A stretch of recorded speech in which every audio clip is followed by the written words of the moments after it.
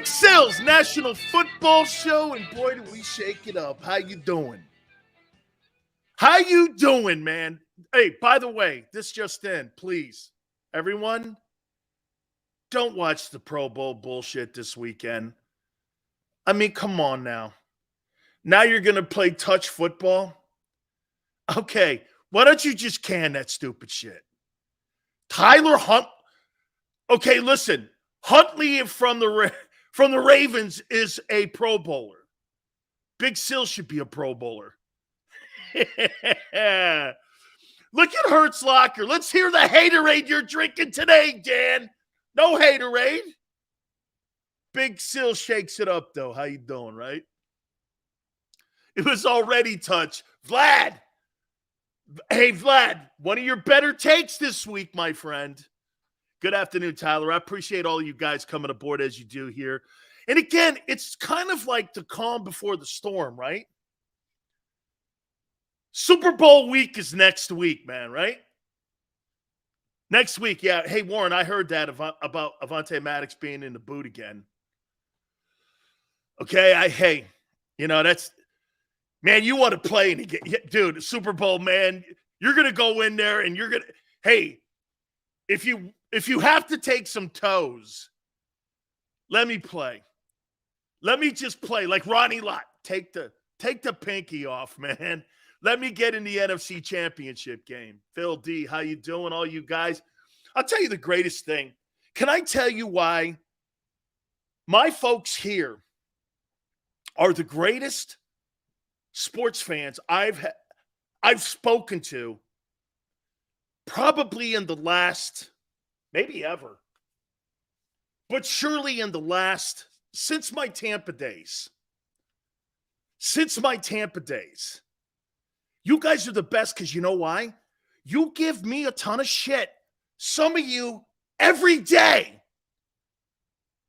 The worst market I ever worked in was San Diego.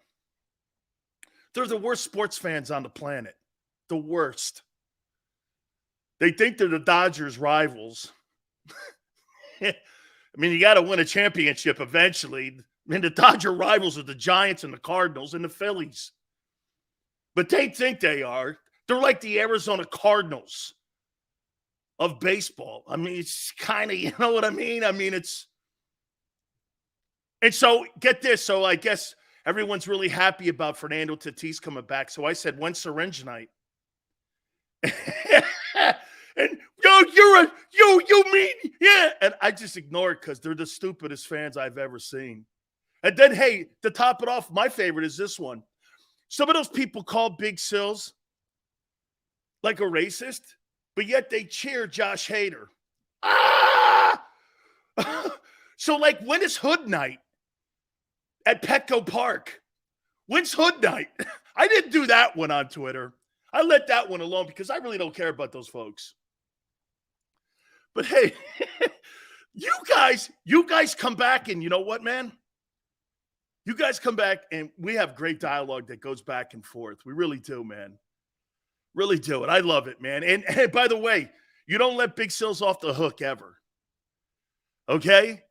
You never let Big Sills off the hook. Hey, watch this. I know, man. I said so. Hey, when you're on the air 35 years, you say something dumb. And I've probably said about 35 dumb things on the air. Well, maybe 350, maybe 35. Anyway, yeah, it's a long story, man. I'm not getting into it. Let's talk more about the road to Super Bowl 57. I'm going to throw this at you guys here before we get started. You think Hurts has to put these numbers up for the Eagles to win the Super Bowl? Looking for, we may dislike you, but you're funny and for real. Dude, you are the best person looking for. That's exactly the kind of person I love here. I love all you guys that do that. You're a true we have the greatest sports talk people that come to our show every day. You're the greatest. You guys, I mean it. And I'm not blowing sunshine up your rear ends. You're the best people I've talked to sports since I was on KMBR in San Francisco. There is no question. The best fan base. Tampa has a really great fan base. It's more college stuff, though. You guys don't give a shit about college. But KNBR in Tampa, the best places I ever worked. Just so happens I killed it there, too. Okay? Guys are great. Well, it's California. What do you think? Okay? But something about San Francisco. And by the way, I got under their skin, too. And Gary Radnich, who used to be like this legendary broadcaster up there, goes, Sills, you were way before your time. You were just, they couldn't handle it. They couldn't handle it at KNBR. I took over for Scott Farrell for Sports Phone 68. You should have heard my ass. Then I did a show called Ebony and Ivory with the only partner I ever liked. His name was Rod Brooks. He's still there, I think. And we did some of the raciest shit you've ever seen. Crazy. Crazy, man. Warren, big kudos to you being here. Man of the people. I like it. All right. Do you guys think that for Super Bowl 57 and the Eagles to win this football game, you think Jalen has to put up these type of numbers? 250 yards passing, 100 yards rushing, around there. And hold Mahomes, I would say, to 325 yards passing. Okay? You think that's kind of where this game's got to be in 2 Sundays? Still, stop being so damn sappy. We like you. Fair enough. Fair enough. I'm done. Okay, I don't need a hug. I'm good. You're right. Yeah.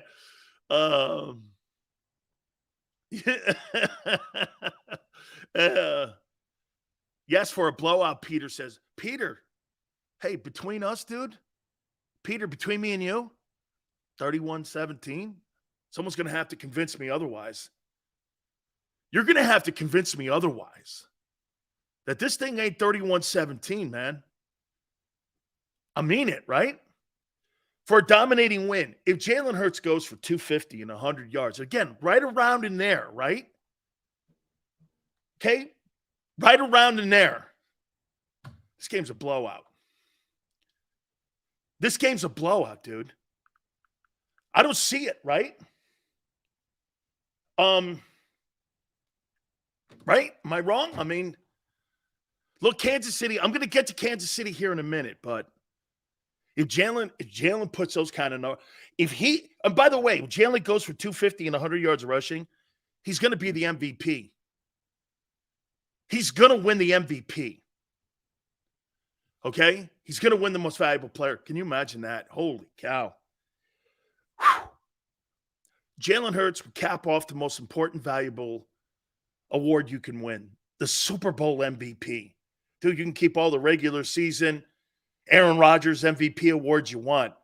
Man, when you win a Super Bowl MVP, you're a god. And quite frankly, that would solidify Jalen Hurts as the greatest quarterback in the history of Eagle football. And then he's got a whole career ahead of him. Jalen Hurts would have been the only quarterback from start to finish to deliver Philadelphia a Super Bowl.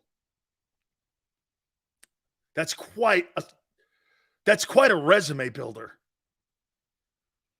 Again, I'm just giving you the story and how this thing could play out here. Yeah, hey, all the shit I said, hold it against me. If this guy does that, Sills, I mean, we're going to have a conversation. That's Super Bowl Monday about all the things that I said and all the things potentially that Jalen Hurts checked off. He would have done it. Dude, he's 95% through the game right now. When it comes to him being in Philly for the next, let's just say this, 5 years in the NFL it's an eternity, 5 years, right? It's like, remember this, when you're talking 3 to 5 years in the NFL, those are like dog years. But if he puts those kind of numbers up, man. All right. I want to ask you something here. And before I get into the topic, this one kind of leads into the big topic. Is Nick Sirianni overrated? You think Sirianni's overrated as a head coach?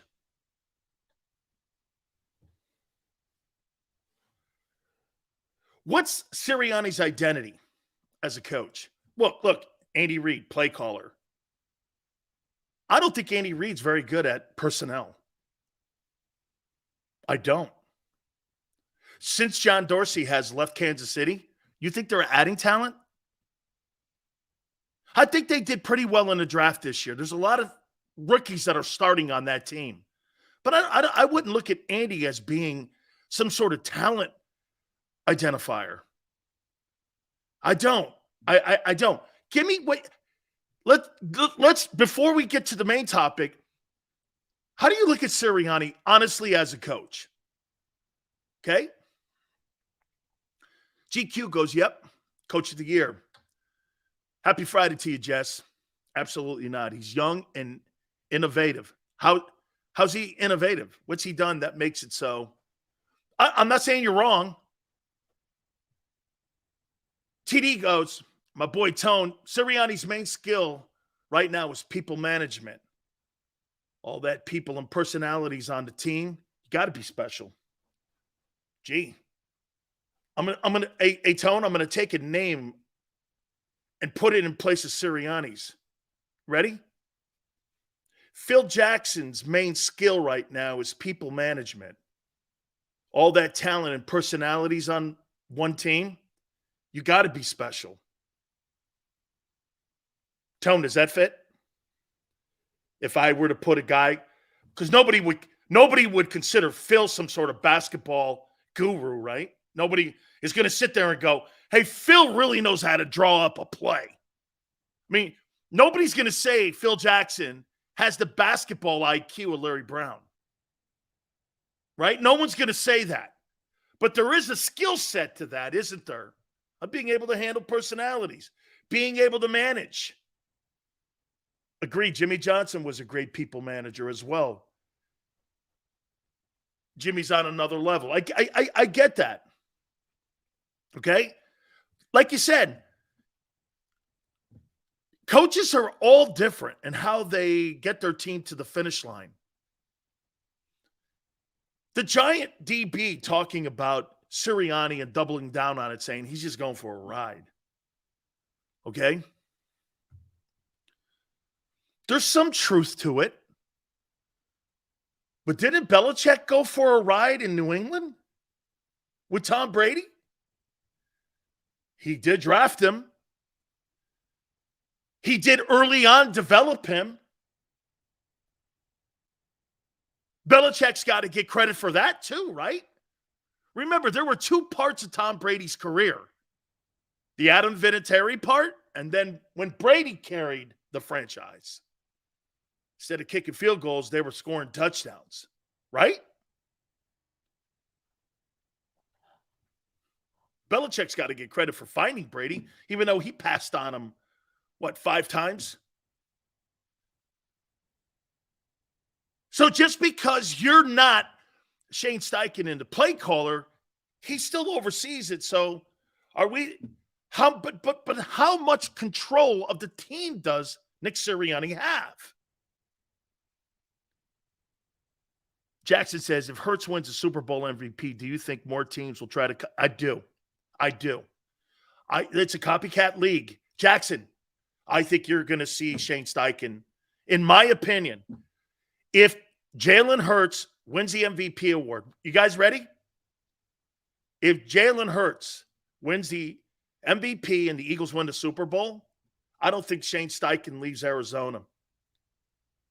I think Shane Steichen is the lead candidate to be the head football coach in Arizona. On this day right now, I think there's no coincidence that they haven't named a coach and they really haven't been interviewing too many people. I think it's Steichen. And when Steichen gets out there with the Eagles, I think they're going to meet with him. Howie's the main factor. I'm going to get to the main topic here. Okay?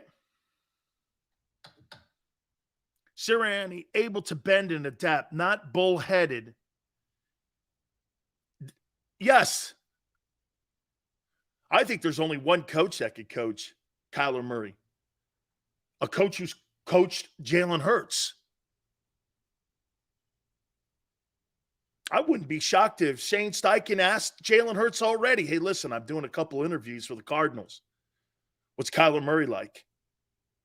In case I get the job. I guarantee, what, you don't think in a meeting, sitting around, having a sandwich in between, watching game film, those two guys haven't had a conversation like that? Hey, I hear you're interviewing for the Cardinal job. If you happen to ever get that, I really love Kyler Murray. He's one of my dogs from Oklahoma. You don't think that's happened? That always happens with players. Being a good or great coach is more to it than just play calling skills. I completely agree. Here, I'll give you a great one here. Jimmy Johnson never called plays. I don't ever remember Coach Johnson calling plays. Okay? Sills, who would you hire as OC? If Shane gets that job, I just might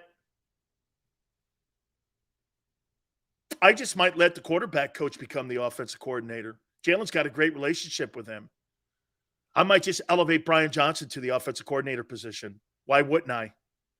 I want to hire from within. I don't like going outside the building. Okay? To me, I would hire Brian Johnson, and I would elevate him as the play caller. Why change anything?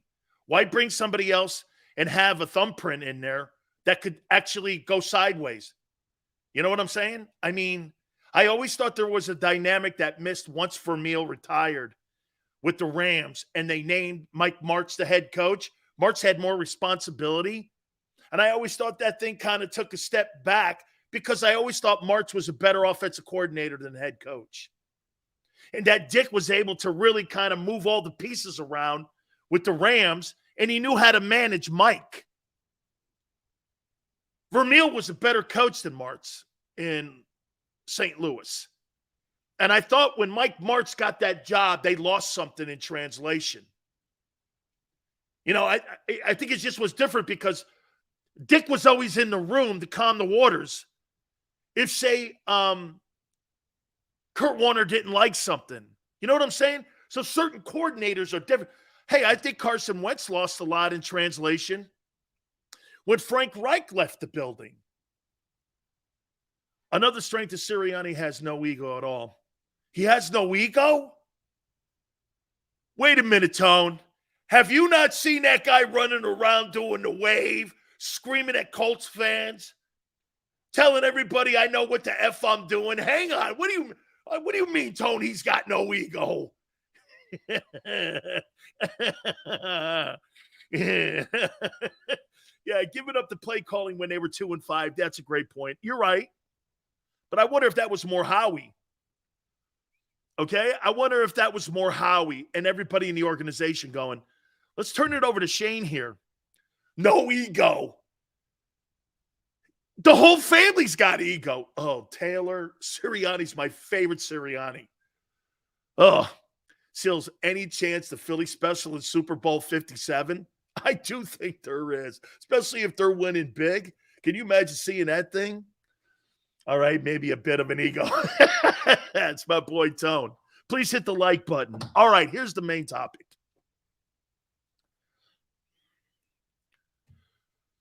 If the Eagles win the Super Bowl,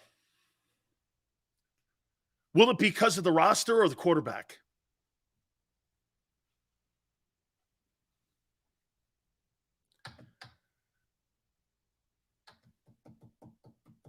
That's a tough question. If they win that Super Bowl, will it be because of the roster? No. You can't have both. You got to pick one. You got to pick. No. Holy cow. I'm very disappointed. You know better than the fence straddle. There's no fence straddling in this.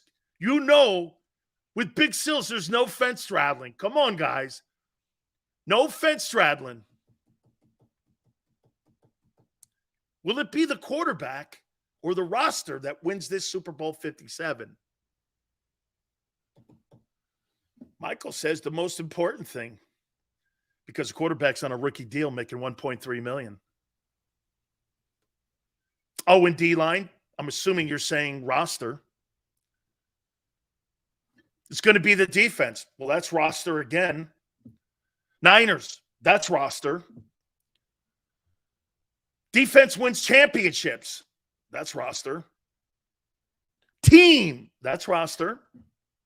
Got to give it to the roster. Throw Hurts on the Texans. Throw Hurts on the Texans. They're still the Texans. My pride says Jalen Hurts. My brain says roster. Oh, that's okay, Tone. It's pretty standard, man, when it comes to Philly fans. You guys are all like that. Hey, I see the internet's coming in and out a little bit here. Hopefully it comes back here. So please bear with me here a little bit. Ask Minshew. How about this here? Look. Let's take a look at that first. And again, I apologize about the internet here. Hopefully it comes back. I think it's roster too. Okay, I do. I think it's the roster too. I think this is one of the best constructed rosters that I've seen go into a Super Bowl in such a long time. This is as good a roster as you possibly can get. The things that they have been able to do, I mean, Howie Roseman actually is the MVP.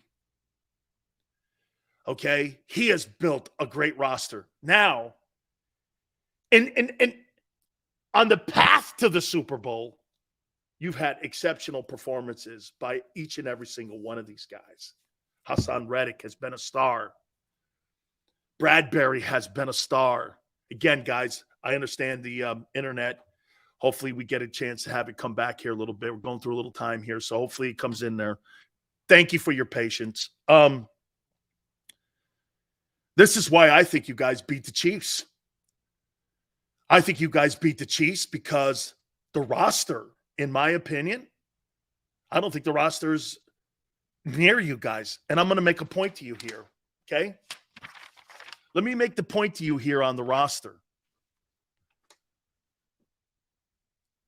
The top 10 players, okay?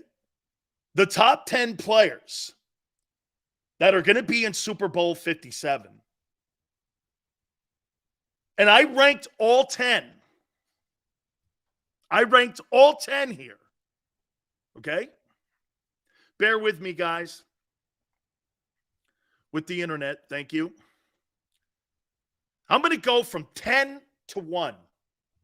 Okay? Number 10, Dallas Goedert. Got to put him on the is he not one of the top 10 players that is in Super Bowl 57? Number 9, watch this. Bradbury.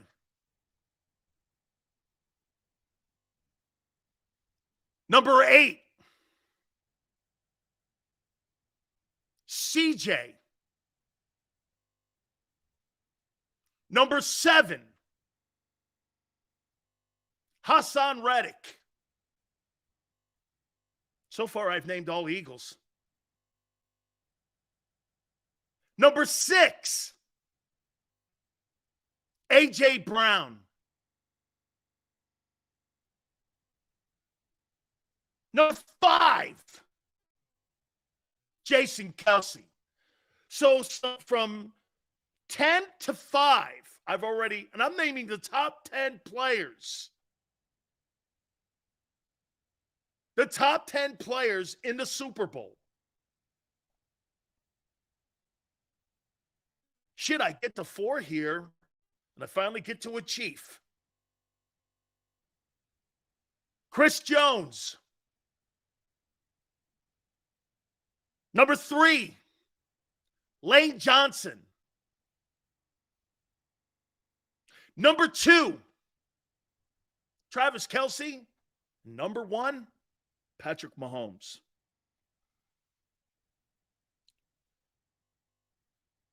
I probably should push out. Would you, on 10, would you put Jalen Hurts down there instead of Goddard?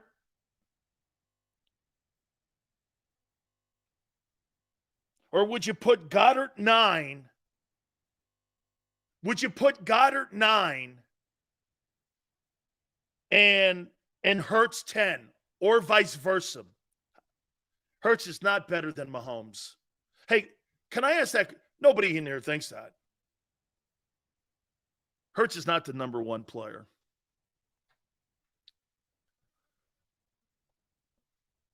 So here's how I ranked them. Mahomes 1, Travis Kelce 2,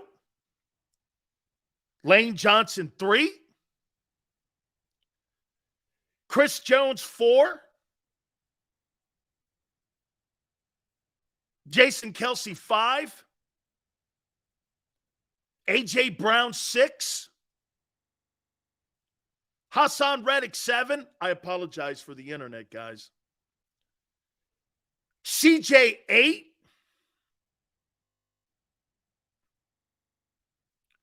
Bradbury 9.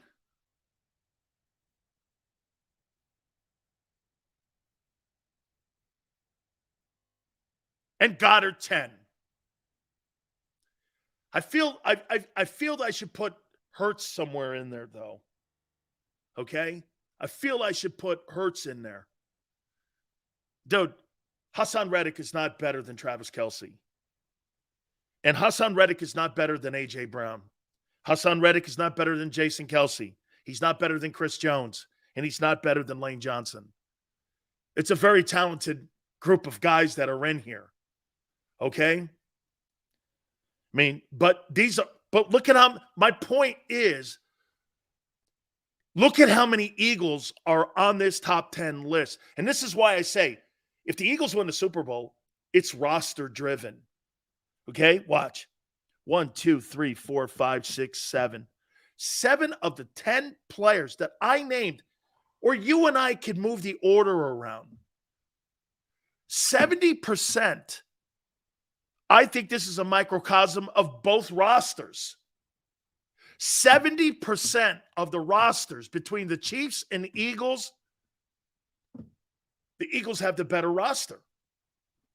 Where in the world would you think that if this team wins the Super Bowl, it's because of that roster that Howie Roseman has put together?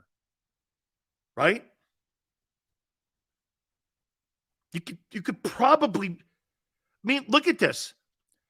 Of the top 4 players, the Chiefs have 3 of them.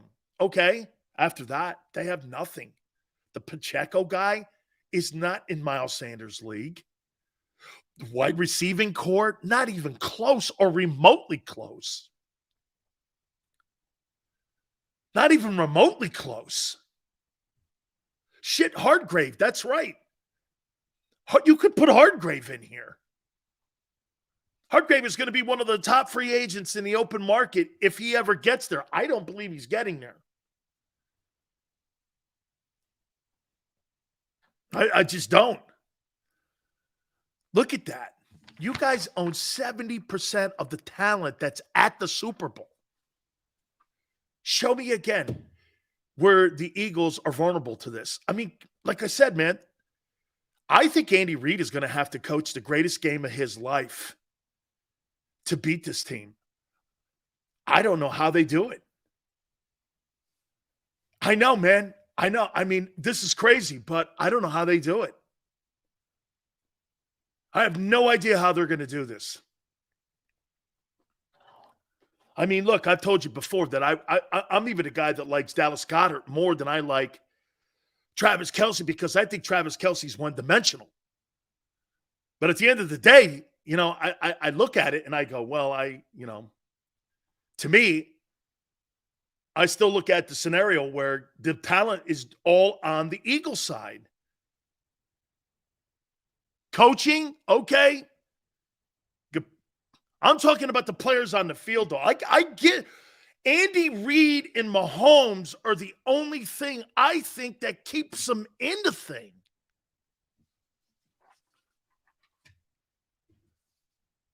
I think it's the only thing that keeps them in. I think they're a huge underdog. I don't know why people are having this game like, what is it, 2.5? Man, I don't see it. Okay. I don't see it. Okay. I just do not see it. I don't see clear advantages. Like, I think personally, okay, I think that Patrick Mahomes is going to have to play a perfect game. He's going to have to play a perfect game to beat them. Mahomes is the reason why they have it close. No other reason. And I think also too, Tone, Andy Reid. I think Andy Reid being in that conversation too. Boy says it's 34-13, man. I'm something down there, 31-17 as well.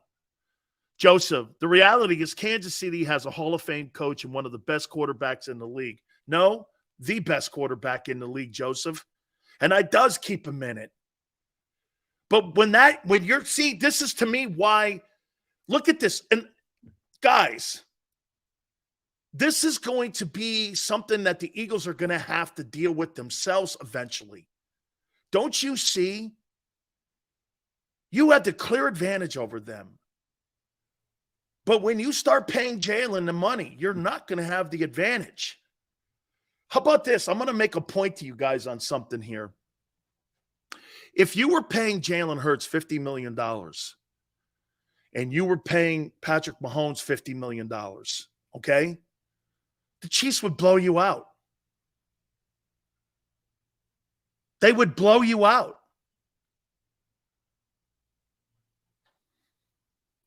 That's why the conversation goes back again in this offseason, how they're going to keep this thing as close to what it is right now. He's the lesser of the two quarterbacks. We know this. Nobody is sitting here saying that Mahomes is better than him. Nobody. Nobody's saying that. And the advantage that the Eagles are going to have for the next couple of years is clearly the fact that the NFC is not where it was a couple of years ago. It's just not.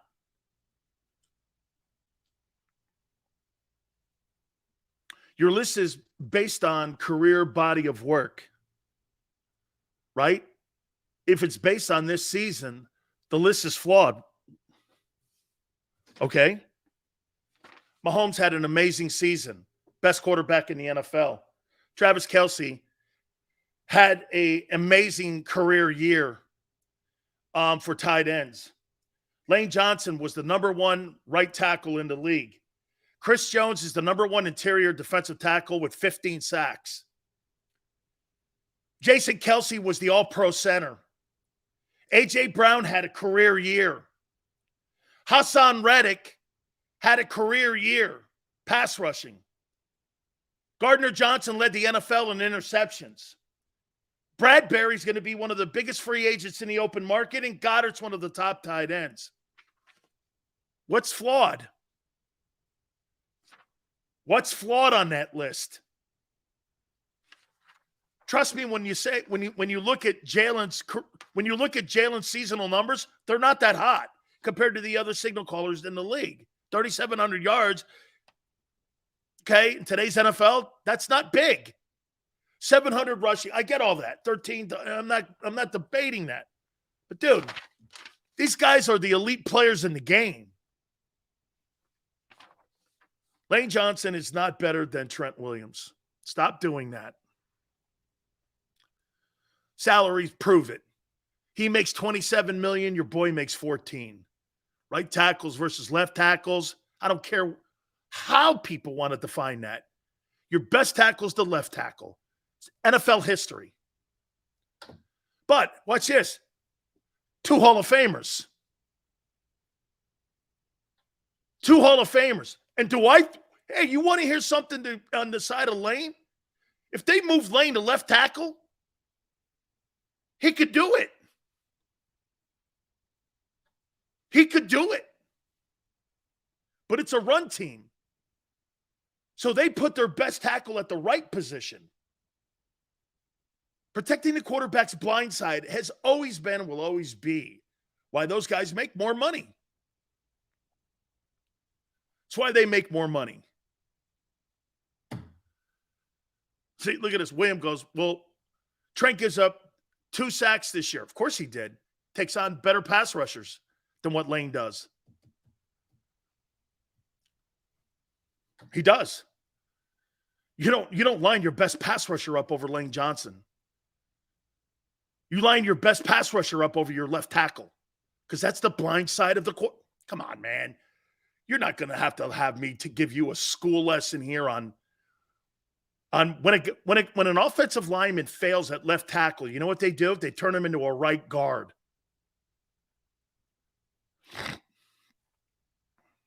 And by the way, Trent Williams is an 11-time Pro Bowler. I think Lane's won 4 or been to 4 of them. Come on, man. This guy's like a 10 or 11-time Pro Bowler. I mean,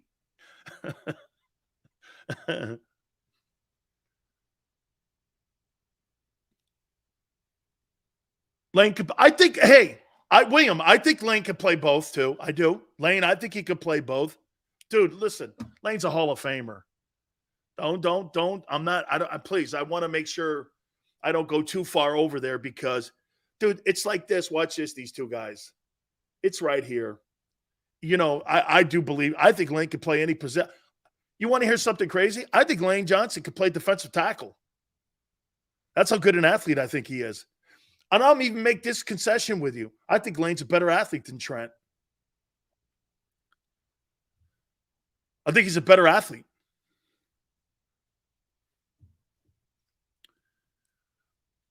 You said Jalen Hurts was the engine on this team. This team was the best team in the league this year. Jalen Hurts not on the list. Bob, I agree, Bob. I mean,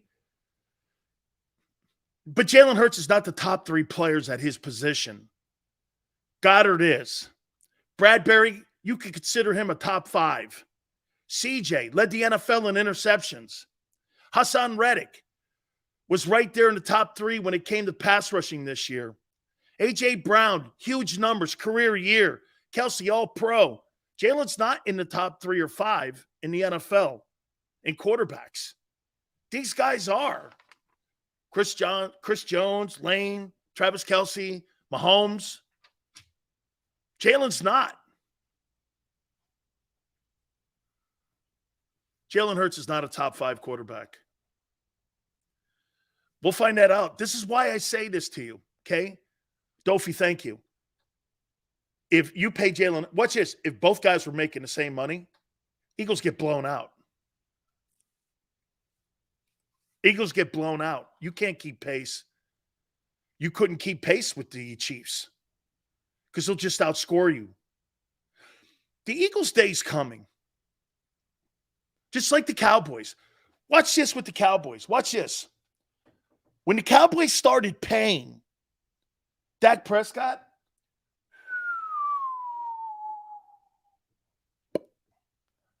it's been a downward spiral.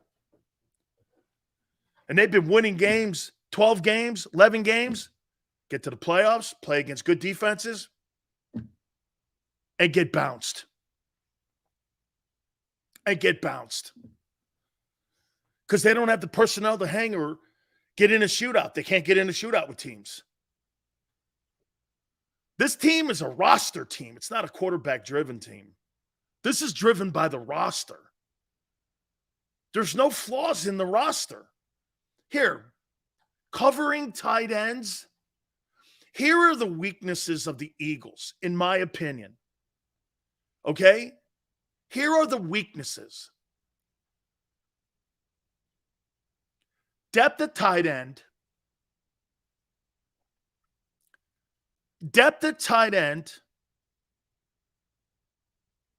Linebackers struggle to cover tight ends. Tackling. Pro Football Focus ranks them the 30th worst tackling team in the league. Special teams are atrocious.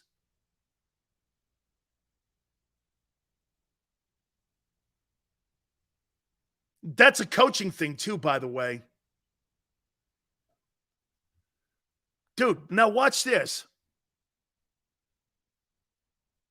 Why do the Eagles get so much hate? Is it because of the coach? No. No. No. Dofi, it's not hate. It's not thinking you're relevant. That's what aggravates Eagle fans. It's respect. It's not hate. Because when they're talking about, look at the AFC Championship game. Look what the league did. I told you this. I don't care what the broadcasters were not sexy. I actually like what you do because you know what it is? You guys are like Mike Tyson. You guys go into a game and you want to knock somebody out. I actually like that kind of football. I don't like Kansas City. I don't think I told you that. I don't like Kansas City. I don't like finesse teams. I think Cincinnati had a better chance of playing against you guys and beating you was because, you know why? It wasn't just because of Mahomes. I thought their defense was better.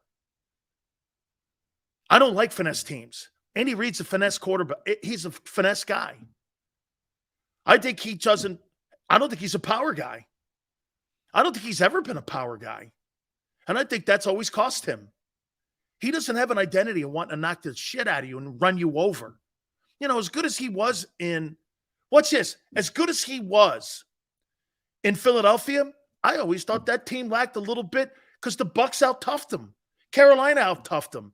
You know, the year that Carolina beat him was an absolute joke on Andy Reid. Has to be Andy Reid's biggest failure was the fact that he let that Carolina team with no wide receivers or nothing on that team except Cam beat him that year. Okay? Okay, I mean, I think Andy's too finesse. I don't like finesse teams. I think they get their ass kicked against teams like San Francisco and Philadelphia. Finesse teams never win. That's how the Bucs beat them. You know how the Bucs beat Mahomes? They pressured him. They put Mahomes on his back. Shit, San Francisco had that Chiefs team They had that Chiefs team beat until Garoppolo threw that magnet. And it was an interception, and Mahomes played well in the fourth quarter. He hasn't played well in Super Bowls. Okay? Oh, so you lose to Jake Delhomme? Shit, man. You lose to Jake Delhomme. That's right. It wasn't Cam. It was Jake Delhomme. Jake Delhomme beat Andy Reid. Okay. With no wideouts. Oh, well, Steve Smith. Okay. Dude, you lose to that Ron Rivera Carolina team.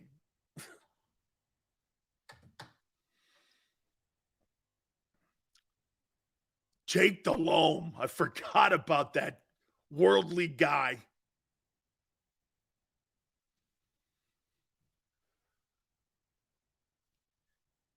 Andy will dude, Andy Reid is a finesse coach. It's, again, one of the reasons I don't like Kansas City in this game.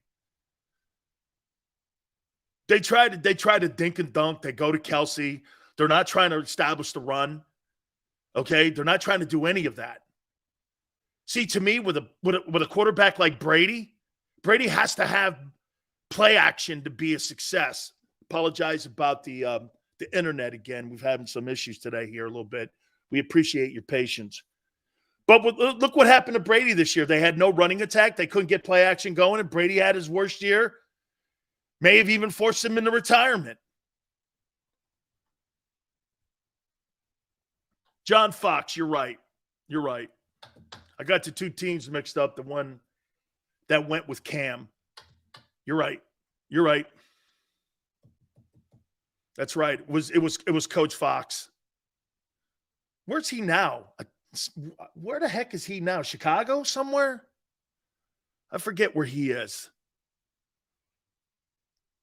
I hate the fact Sills is all on us now. Sway, wait a minute. You hate what fact? That I picked you since May 10th to get to the Super Bowl? Look at Sway. He's all honest now. I picked you to go to the Super Bowl since May 10th, where nobody in your city was even remotely talking about you going to the Super Bowl. Me. May 10th. May 10th. Don't get upset with me because I cover your team hard. I cover your team fair. Okay? Fair. See, Andy is that West Coast guy. I don't think you establish shit like that when you're a finesse team like that. I just don't. Sean talks shit, but he did pick us. I picked you to lose the thing, though. This is why I'm here, Sills, for the hate.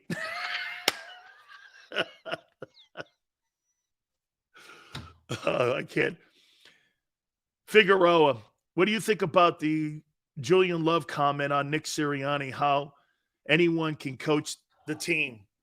You know, it's funny when I see comments like that and guys make those comments. Didn't Jerry Jones make that same comment before about anybody can coach the Cowboys? And Jerry Jones is still trying to replace Jimmy Johnson. Always remember that, Figueroa. Remember at that owners meeting after they won a Super Bowl? What did Jerry Jones say? Shit, anyone can coach this team. Look at all the talent that Jimmy had put on that team. Switzer comes in, takes Jimmy's team. They win a Super Bowl, and they've never been back to an NFC title game. Right? It's one thing to have a lot of talent on your team. It's another thing to put all the pieces in the right place. And a prime example of that is Hassan Reddick. Love you too, Sway. That's why we're boys. Dude, this is us sitting around having beers, talking shit, friends, and meeting every day. That's why I have a bar here. This is a bar. By the way, check it out. See that? What do you think there? We talk at my bar. What do you think? I made this for you guys? This is the Big Sills bar. See, Michelob. I don't drink Michelob. Big Sills is more of a Corona guy. I've been giving up on him as of late. I talk to you guys from a bar every day. This is like Cheers. My daughter's rugby hat. That's it, right? This is a tap.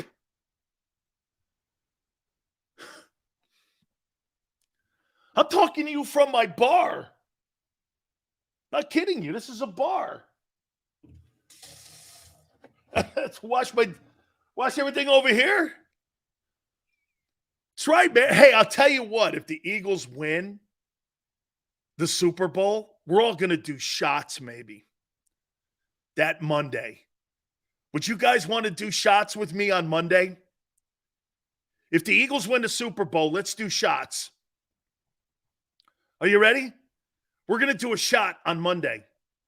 Super Bowl Monday. If they win, let's all do shots. Are we good?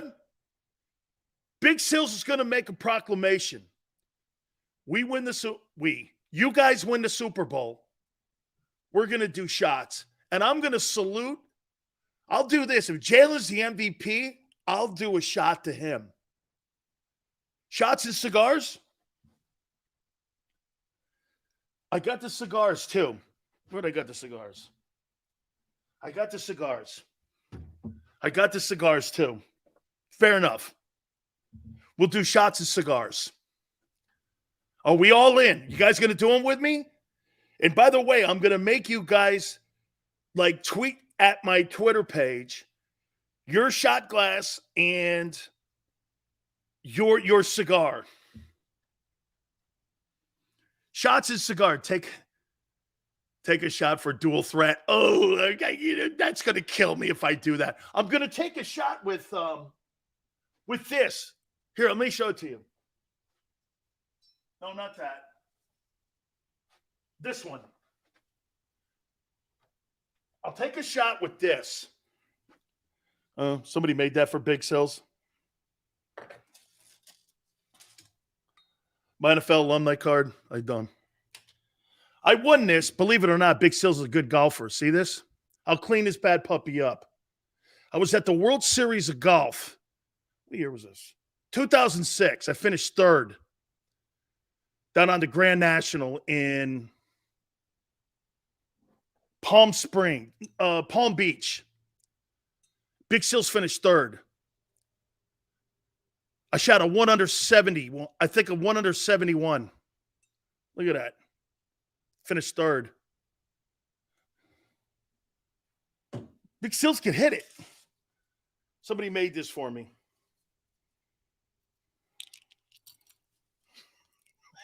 I would have worn it back in the day.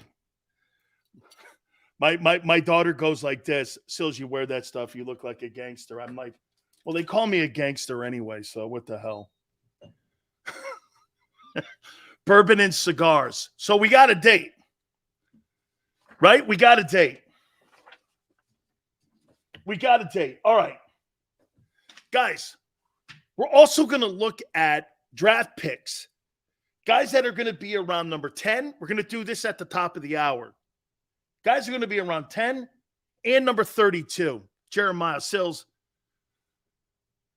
This definitely a bar. You turned me into an alcoholic watching the show every day because I don't miss it. Thank you very much. Thank you. I say I don't let Kelsey off the line without double coverage all game. Big Sills, if Eagles win, you have to do a shot for every 50 passing yards thrown by Jalen. Dude, I don't want to get hammered for the show. Sills, would you take a shot for cheerleading Sirianni? I'll tell you what, as we get closer to the game, we'll put some parameters up. We'll put some benchmarks up. If Jalen hits this, if the Eagles win by this, they run for this, okay, I think I can handle 3. No more than 3. We'll do some shots.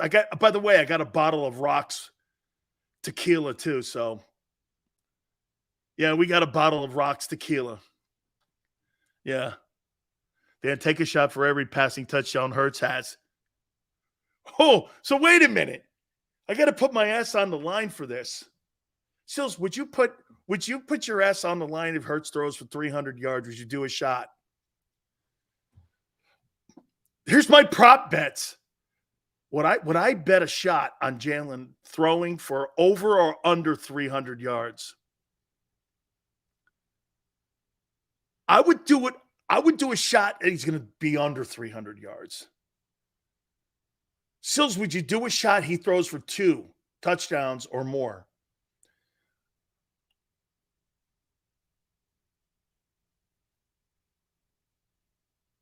I think he could probably throw for 2. Sills, would you do a shot if Mahomes throws for 350 yards or more or under? I'll take the under on that. I think he's going to throw for under 350.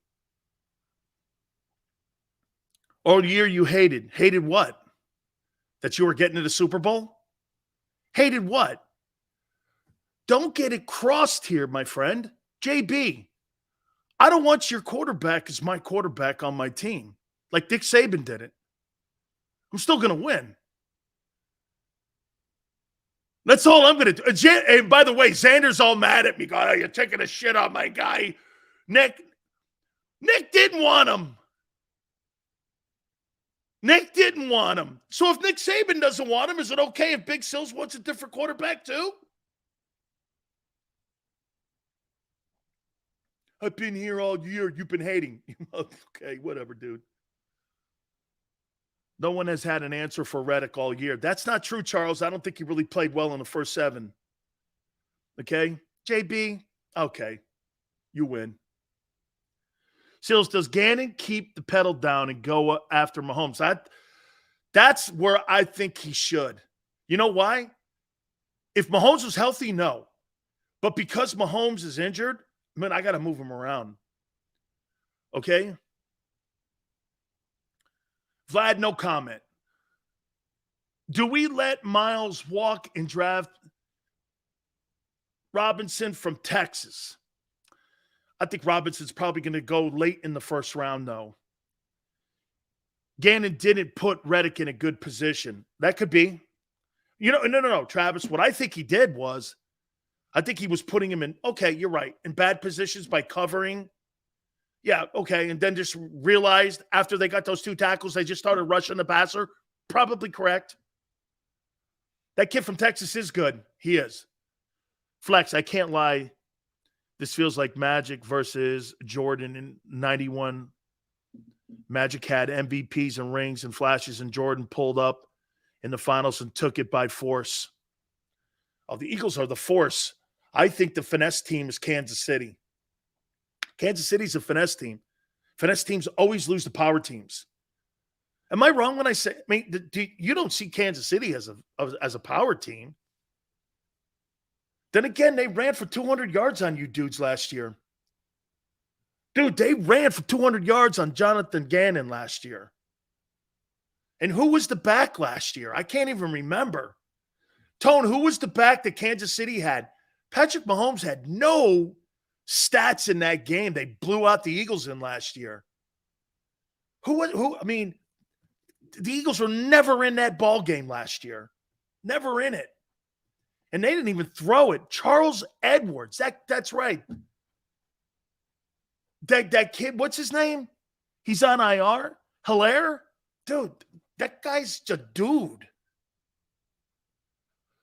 Right. They ran the ball right down the Eagles' throats. Then again, that was the problem on that team a year ago, was they got killed on first and second down. They got killed on first and second down every single game last year. Yeah, he's an LSU guy. He is an LSU guy. Did you hear Hardman is out for the Super Bowl? Dude, I don't see it. I don't see it. Okay, we're gonna do some draft stuff, but before we do that, before we go to timeout, if you had to keep one or the other of these 2 dudes, okay? Bradbury or CJ, who do you want?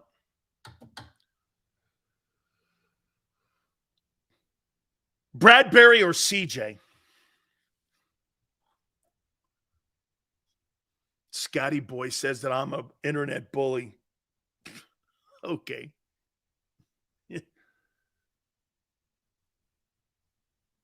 CJ, wow.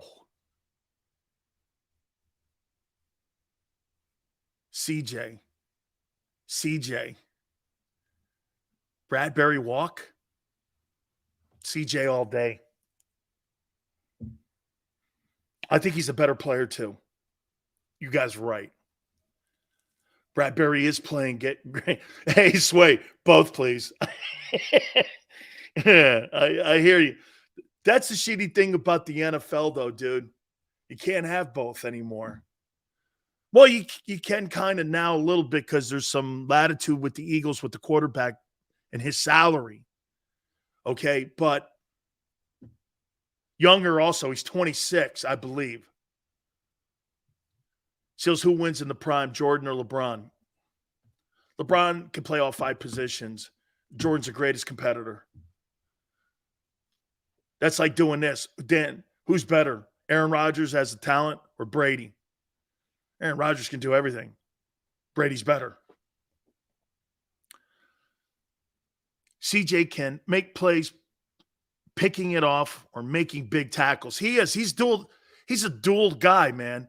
He's great in coverage. He's great also on the chuck, the way he chucks the receivers. He's really slick with how he keeps his hand on the guy's back and how he turns them. He's got a lot of great technique to him, man. I really do like the way he plays. Hey, Tone. CJ's a Bama kid, right? Is he a Bama kid? Gardner Johnson? He's a Bama dude, I think. All right, I want Bradbury. Wait a minute. Okay, I want no. I've been talking good. Hold on. My back is hurting now. Wait a minute. My back is hurting. Hang on. Okay, hang on. Hey, I have been talking good about this guy all.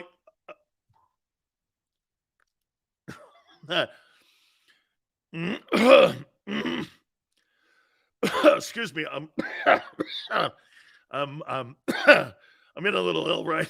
I see he's a Gator. I'd personally resign CJ, but if it was, that's why I hate Howie. Howie's a Gator. I had to tell you eventually.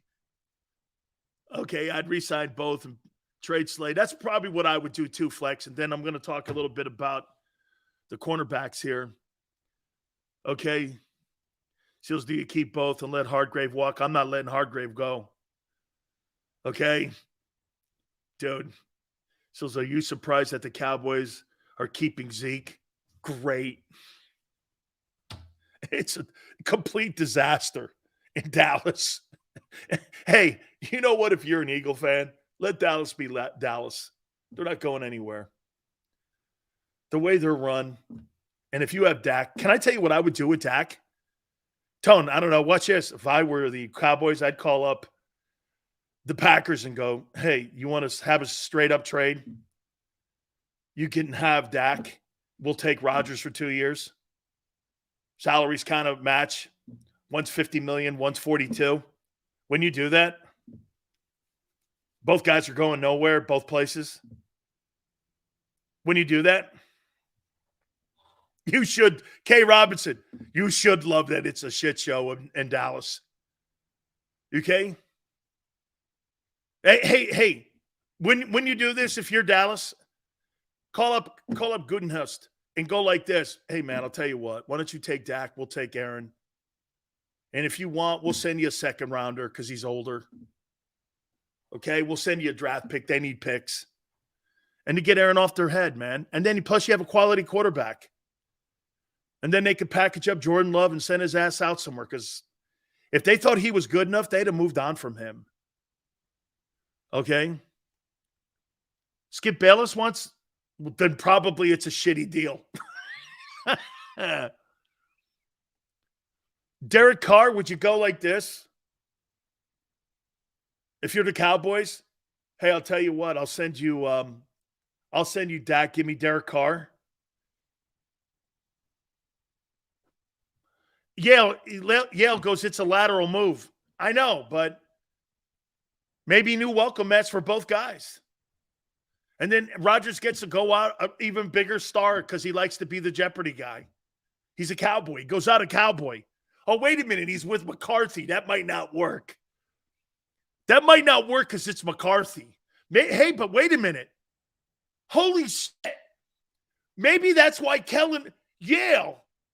Maybe this is why Kellen Moore got fired. It's because Mike McCarthy is going to be Aaron Rodgers' boss again. Maybe this is why. Maybe this is the beginning to try to do a sales pitch to Rodgers to come to Dallas. And they send Dak up there. Allen, he's in a walking boot from what I understand, Avante. Okay? Doesn't that make sense? You let Kellen Moore walk. McCarthy's the play caller again. He brings Rodgers down. Chris, I don't know, man. I heard Aaron Rodgers say that he really loved the guy, and I've heard Rodgers say the same thing. Well, I'll tell you what. You think Aaron Rodgers has treated Matt LaFleur good? Talking shit on the receivers, never showing up to practice? Not breaking film down with him? I don't know. Hour 2. Let's take a timeout. Draft choices at 10 and 32. Got to get to GT first. Sills, it's okay to like your style. Unfortunately, for these are the new era, white and black quarterback with crazy running ability to get away from the fast defenses. GT. GT, I'm going to take a timeout. I'm going to address this, and I'm going to tell you something. Maybe you're right, because how about this? Is Jalen Hurts a better quarterback for today's salary cap?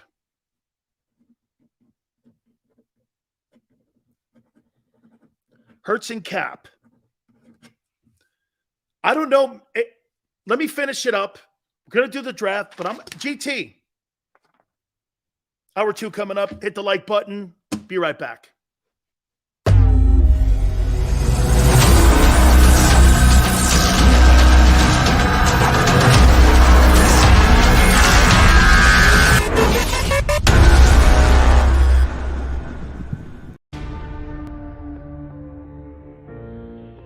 When it comes to the fight against insurance companies, large corporations, and the healthcare industry, injured victims are always the underdog. But that doesn't worry us. At Mess & Associates, we're an injury law firm from Philadelphia, and we come to fight. Our clients know that they've got representation with a chip on its shoulder, and it's the same chip that makes Philly the toughest city in the country. Call 215-568-3500 or visit us online at messalaw.com. Mess & Associates, the toughest injury firm in Philadelphia. Go for the beers, go for the cheers, go for the hit and the hits, go for the scene, go for the screens, go for the gallery, go for the win, go to Ocean. Jeff D'Ambrosio doesn't need a special event to appreciate his customers. Jeff shows his appreciation to them every day of the year. Jeff makes sure to stock more new inventory than anyone and guarantees prices and payments that nobody can beat. There are so many reasons that thousands of customers know Jeff is the easy, friendly place to do business. More for their trades. No judgment zone for credit issues. The best, most reliable service department in the country. That's why I like Jeff, and I know you will too. Jeff will satisfy you every day. Jeff D'Ambrosio, Destination Downingtown, Owner Appreciation Event. Weather forecasting is a team game. We rely on each other every day, updating the models and passing along new critical information. We have a team of 5 experienced meteorologists and a specialized weather producer, Paul. Say hi, Paul. Sometimes what I see in the model, Cecily could see something different. That's when we come together as a team to make our most accurate prediction. And all of this backed by more than 100 AccuWeather scientists. It's a team game. And we have the best team in town.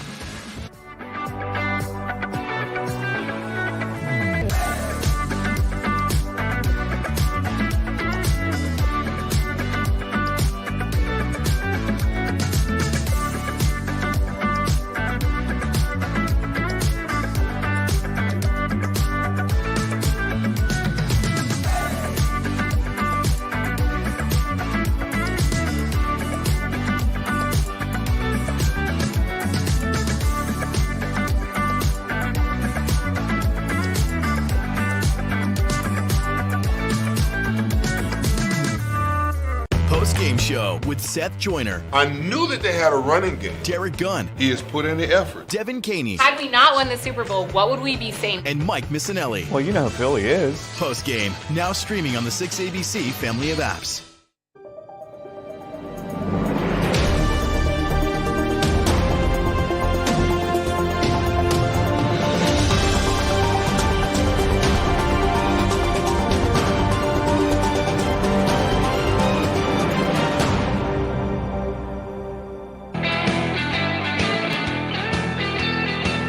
Big Stills National Football Show. Appreciate you coming aboard. Thank you so much, guys. It's a really great comment, GT, that you made here. We're going to get into the potential draft picks that could be at number 10 and number 32. Get your thoughts in on that. But hey, Tone, can you do me a favor, man? Can you put up GT's $10 his $10 super chat? Sills, it's okay to like your style. Unfortunately, for these are the new era white and black quarterbacks with crazy running ability to get away from the fast defenses. Is there something to that? So you're saying, what he's saying is that Jalen Hurts' style is what's going to be the fashionable thing to build your football team around, more so than building a team around a drop-back quarterback. Okay? Jones can run. Trevor, Justin Herbert, Fields, it's a copycat league. The defenses are fast unless you have elite pass blocking lines. And the only way you have those lines if you're not paying your quarterback. Now here, let me put this at you guys here before we get into some of the things. And please hit the like button. Guys, there's something to what GT's saying here. The reason that Ohio State and USC don't produce quarterbacks, again, remember something. Caleb Williams is not their guy. He transferred to them. USC does not produce quarterbacks. They never have. Why is that? Well, they've always had dominant running attacks. They haven't had, well, back in the day. But you know what the problem with USC since Pete Carroll's been? They've been constantly looking for the drop back guy at USC, and they've never found him. Same thing with the Dolphins. They've never found the next Dan Marino.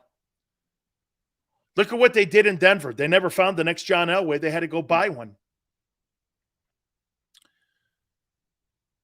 What Jalen Hurts does is this. Maybe you don't have a great O-line. He can escape and cover some of your problems. When you lose dudes in the O-line or you lose a receiver, he's still going to get positive yards for you. I apologize about the internet again here. We've had some issues today, but it's all good. So what GT is saying is, GT, I don't know so much as it really is helpful to have a quarterback like that when you have to pay a guy. The problem, but GT, the problem with doing that, you're relying on a guy to stay healthy. There's not a ton of upside with these guys to stay healthy. You're hoping he stays healthy. Hold on. Dual threat doesn't last. It's not sustainable. That's why teams still build around a drop back concept. Okay? Hurts can make the throws. Yale, he can. But he gets hurt. Hurt a shoulder. Last year was an ankle. Next year it's going to be something else. It's just not durable enough. That's been my concept on it. See, some of you out here always take it like this. Sileo hates Hurts. That's not what I'm saying here. Actually, I never said that. It's just not sustainable. It wasn't this year sustainable. Cost himself the MVP because it wasn't. It's not sustainable. So when you say that, it's a copycat league, GT. For how long? 3 years? 4 years? Then you're looking for the next running quarterback? There's more of those guys coming out of college than the Joe Burrows of the world and the Mahomeses of the world? Okay. You're probably right. Those quarterbacks are more being developed in college like that? Okay. Fair enough. Fair enough.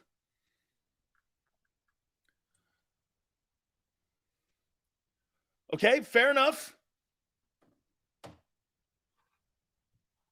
But I'm still saying they're not, it's just not. And then when you put that much money of your cap around a dual threat, it's not sustainable. It's just not sustainable. Watch this. Mac Jones is going to play longer than Jalen. Mac Jones is going to play longer than Josh Allen. They're just going to play longer. Are they better? No. But he's going to play longer. Jalen's smarter, and I'm not saying he's not. I think he's smarter than Lamar. But watch this. Richie goes, Drew Brees got injured in the dude. You don't look at Drew Brees and Jalen Hurts and see the same guy, do you? You don't see the same guy, do you? Jalen relies on both his running and throwing. And Brees' injury, nobody on the planet thought he was coming back. It was a catastrophic shoulder injury. Not even Dr. Andrews thought he was going to come back. It was catastrophic. That's why Saban took Dante Culpepper instead of Breeze. Anybody with a brain would have took Breeze. Breeze was a Pro Bowler. Not that Culpepper wasn't. But when Culpepper lost his wheels, he was never the same. Breeze came back from the injury. He didn't rely on running. He was a drop-back passer. All these drop-back passers come back. All the dual threat guys never come back. They never come back. Brady got hurt in the pocket. Came back, won 4 more Super Bowls. Because he doesn't run. Jalen Hurts is a runner first, then a thrower. This guy was on pace for 200 carries. Dual threat doesn't last. I have the facts. You don't. No, Tate. No. What's your answer? Let Hurts walk? Hell no. Absolutely no. But you got to keep along that style then. Once Hurts is done and finished and that pony's broken down, you get another one. Because I do agree with GT on this point. Okay, they're developing more of that style in college than they are the drop back guy. I agree with that. Kyler Murray, won't see him till next October. Dual threat also doesn't win a Super Bowl, according to Sills. Okay. Hey, Sean, do you really want to go down the things that I said that he wouldn't do? Do you want to go there? He'd never throw for 30 touchdowns. He didn't. He didn't go for 4,000 yards. He didn't. He wouldn't last the season. He didn't. Do you really want to start being a scoreboard? Yeah, 2-5 start, but I still said you get to the Super Bowl. You wouldn't have 2,000-yard receivers. It happened. But all the things I said about Hurts did happen. And it did happen exactly the way I said it. He was never going to throw for $4,000. Why? Because he'd get hurt. And it's exactly what happened. Would I have drafted him in the second round? Absolutely not. Absolutely not. It's not my style. However, can I tell you something, Figueroa, that Jalen has done? He's made me pause now and think about drafting a dual threat guy in the latter rounds. Here, I'll make this point to you. I'll make this point to you about something that I've told everyone. If I was a general manager of a team, there wouldn't be a draft that I wouldn't draft a quarterback, because you never know when you land on Brady. You never know when you land on Nick Foles. You never know when you land on Kirk Cousins. You never know when you land on somebody who could be a functional guy for you and put up yards for you and win some ball games. You never know. Brock Purdy, I would always draft a quarterback. Now, I'm not going to take a premium pick for that, depending on what my needs are that respected year. But I'm always going to draft a quarterback, because you never know when you land on Mr. Relevant. You never know when you land on him. Hurts is a unicorn.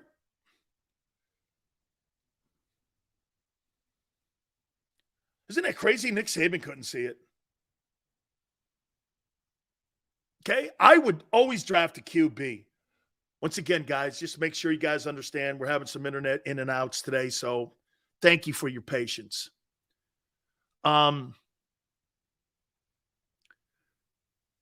Look at Stanley. Did he really put Foles in those?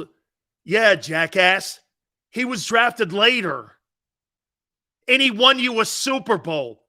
The point was, again, here's a guy that can't hear.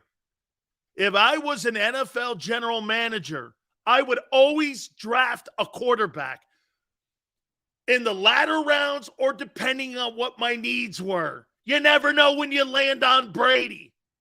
Nobody saw Tom Brady in the 6th round. Not even the Patriots. They missed on him 5 times. 31 teams missed on him 7 times.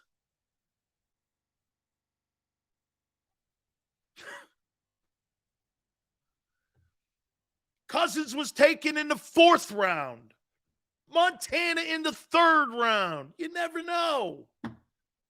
Russell Wilson, 3rd round.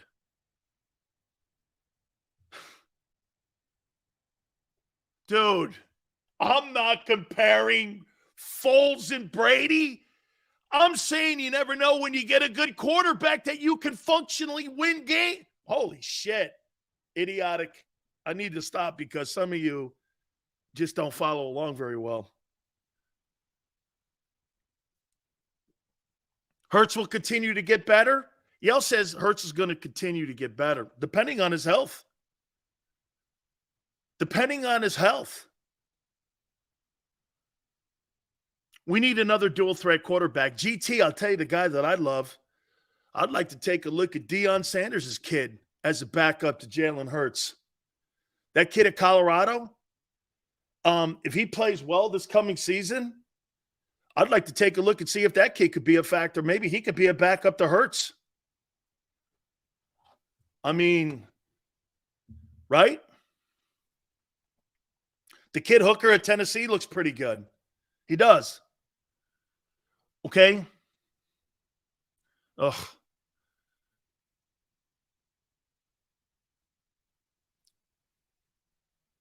Hurts will heal? We'll see. Dan, would he actually come out early and leave his dad hanging for a new quarterback? Why not? The objective is not to play for your father. It's to get drafted in the NFL. You'd like to do both. You know, there's got to be a time when the son leaves Deion, and you know who coaches him, right? Tom Brady. The kid Caleb, I mean, he's going to be a top pick. I apologize again about the internet. Sorry, guys, today. USC's last good quarterback was Carson Palmer, okay? That's their only good quarterback. I think Hooker's a good-looking player out of Tennessee. I liked him a lot. I had him on my Heisman list, too. If Jalen Hurts wins the Super Bowl, Anthony Richardson will be the first quarterback off the board. No way. Absolutely no way.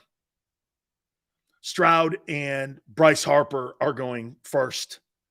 Those two quarterbacks are going. Richardson will not. I've seen Richardson play. To me, when I watch him play, he reminds me of an unpolished Lamar Jackson right now. I think there's potential. When you watch Richardson at Florida play, you see a little Lamar Jackson. You do. Strong arm, can move. He's a big kid. I see it too. I see it when I watch him play and when I watch him move. He's a tough kid. Plays in the toughest conference in the country. I like the kid Richardson. I do. Oh, no, Murph. I think he goes high. I think he does. He could be floating around the 10th mark and the 10th pick. I think he could be there. Bryce Harper. Did I say that? Excuse me. Bryce Young. Right. Bryce Young. Seals doesn't hate the Eagles. He just tells you how it literally is. He answers the tough questions. Dave, thank you. That's exactly what we do here. I'm not saying my takes are 100% always right. Okay, but it's my opinion. And can I say something else on that? When a person has an opinion, I am one of the very few hosts that does this. Man, I'm so glad I'm wrong.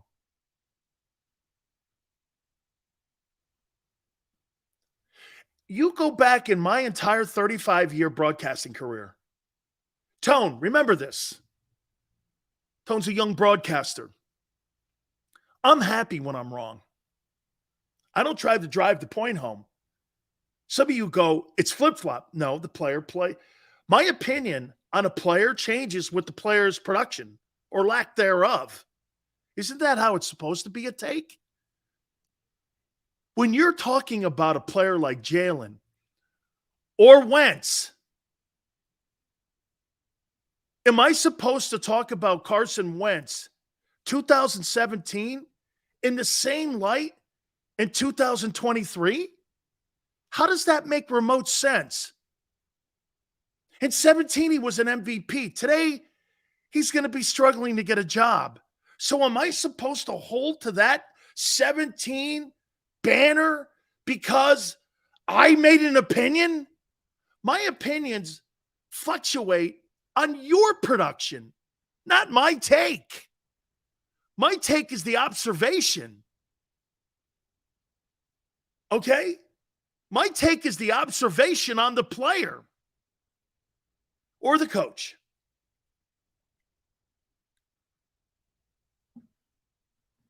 That's all. I never thought that was always so controversial. Sills, Jalen Hurts is better than he was a year ago. And you see him winning more and you see him getting better. Correct. Yes. Well, you said last year he sucked. Well, so did everyone else, including the Eagles. They gave Carson Wentz a massive contract. And they made it public. Hurts was never going to take the job. They needed a backup. That's how they positioned it, even to you.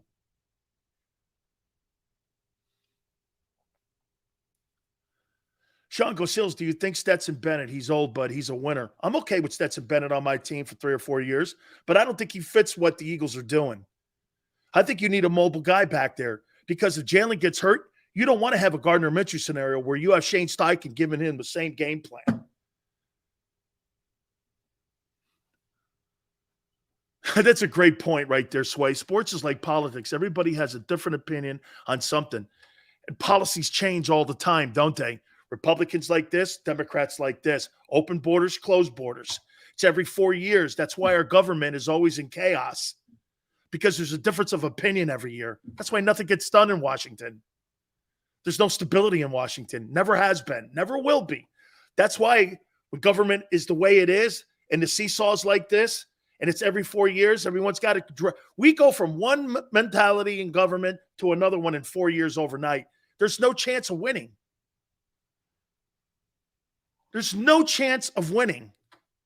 That's why when you have – look at the Steelers. Steelers have a philosophy they've had there since 1969. And it's why they're the winningest program and why they're the gold standard of how you run a football team. 3 coaches in, 60 years? There's a reason that happens like that, and Pittsburgh's always good. Even when they're down, Pittsburgh's always good. Why? Tomlin, Cowher, and Noel. That's all you need to know about the Steelers. There's no knee-jerk reaction in Pittsburgh. Pittsburgh will always be a great franchise because of the Rooneys. Always. Emmanuel Forbes, the cornerback, is special. Trade Slade, draft a kid. He'll be a Philly legend. Marky, I'm going to get to that stuff here in a minute. Tyler goes, hey, Dan, can you please answer my question? Are there any good linebackers in the NFL draft? We'll get to that here. I got a couple. Figueroa, listen, I'm over this crap. I'm a diehard Eagle fan, and whoever tells you they were sold on Jalen is full of shit. We were all panicking, and we were ready to double up the first-round picks. Absolutely true. Figueroa, you see, what happens is people like to change the narrative on Hurts and say that they knew, including Nick Saban. Nick Saban's going around doing all the public relations stuff now on Jalen Hurts because Jalen Hurts is in the Super Bowl. That'll be his biggest failure as a coach, is the fact that he gave up on him. He gave up on him. Super Bowl MVP could be a player Nick Saban quit on. But now, hey, I know he's my guy, and I love him, and he's this, and he's that, and he's that, and you're like, dude, it's great after the fact. It's great after the fact. Nick Saban quit on him. You know, these college coaches, always remember when I tell you this, and by the way, we're going to get to the draft. Always remember this about these college coaches. Let's look at Urban Meyer for a second here. Okay? Let's look at the lying coaches in college sports. So when That liar, Urban Liar, was at Florida. He had Cam Newton in the building with Tebow. Black quarterback in Florida. I got baby Jesus and Tim Tebow. Who do I want the face of my franchise? Cam Newton or Tim Tebow? How do you think that guy got a tryout to be a tight end last year? He owed it to him. He owed it to him. Not that Tebow was a bad college quarterback. He's one of the greatest. But Cam also won a Heisman.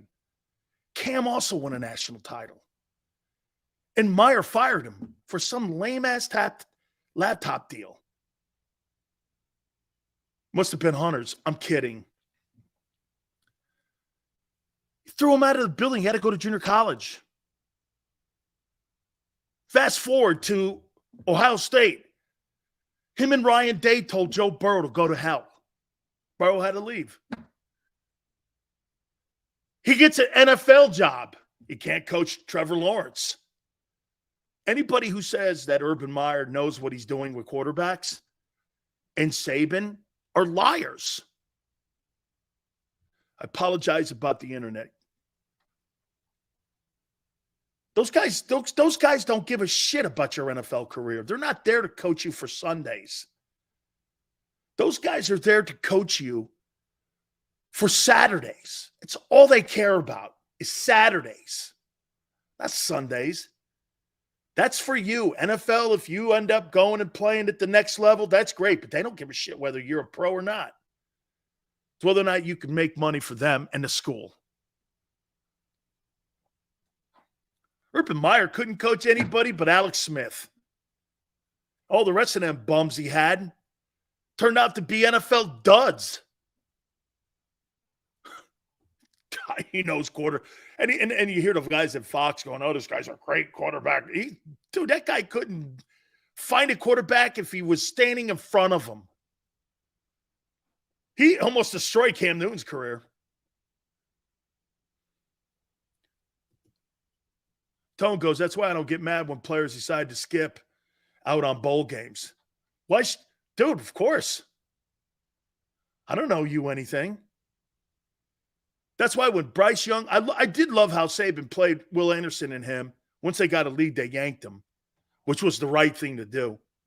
You don't want to hurt those kids' opportunities. And I give those kids credit because they played in that Sugar Bowl. They wanted to close out their Alabama careers. And I really love that. I do. I really love that. I thought that was an awesome moment. Okay, but at the end of the day, it's a do-nothing game. The only person that gets paid on that game is the coach. You know Nick Saban, how much money he won for winning the Sugar Bowl? $500,000. You know what the players get? If they have a Neal deal, they're good. But if you're the left guard on that Bama team, you're not making nothing. Coach makes $500,000. And I'm supposed to stay for him? If I'm a first rounder, kiss my ass. Sorry, coach. I'm out.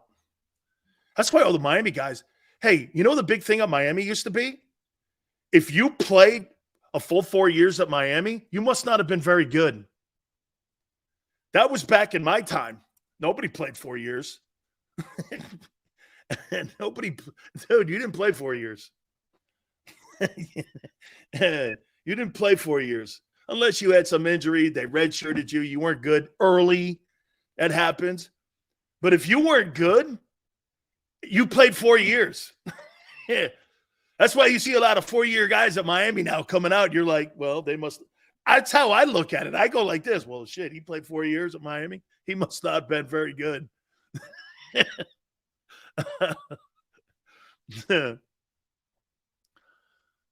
Still, not being funny, but asking seriously, why do you dislike Urban Meyer so much? Okay, Monroe. Urban Meyer was the biggest liar in the history of college football. He had 37 arrests at Gainesville in his 5 years as head coach at Florida. Nobody ever held him accountable.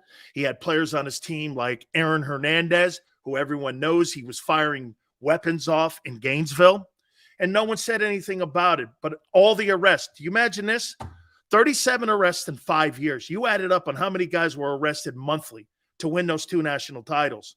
He goes to Ohio State, and he has on the big wall there, treat women right. He's got an offensive wide receiver coach on his coaching staff that's beating his wife all the time. And the local cops in Columbus know it.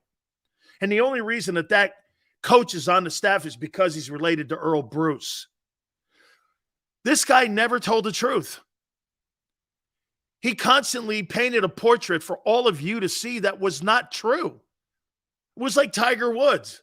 I love this version of Tiger 10 times better than I did Tiger when he was winning. Tiger's more real now. He's fallible. He's relatable. He looks like a human being now. Sills doesn't like Gators. That's probably too a little bit of that vet. So what does he do? He's back on Fox. How does a scumbag like that get back on Fox? Who was harboring a guy who beats a woman? How does that happen? He was beating his wife monthly. The cops in Columbus were called. And he's now and he knew it. He knew it. How do you think the Patriots got Aaron Hernandez? Why do you always see Bill Belichick down with Urban Meyer down in Florida? You know why? He was telling him this kid's a first-round draft choice, but he's got massive character issues. What did he take him in, 4th or 5th round? He was a first-round pick. He's probably the greatest player out of my home state of Connecticut.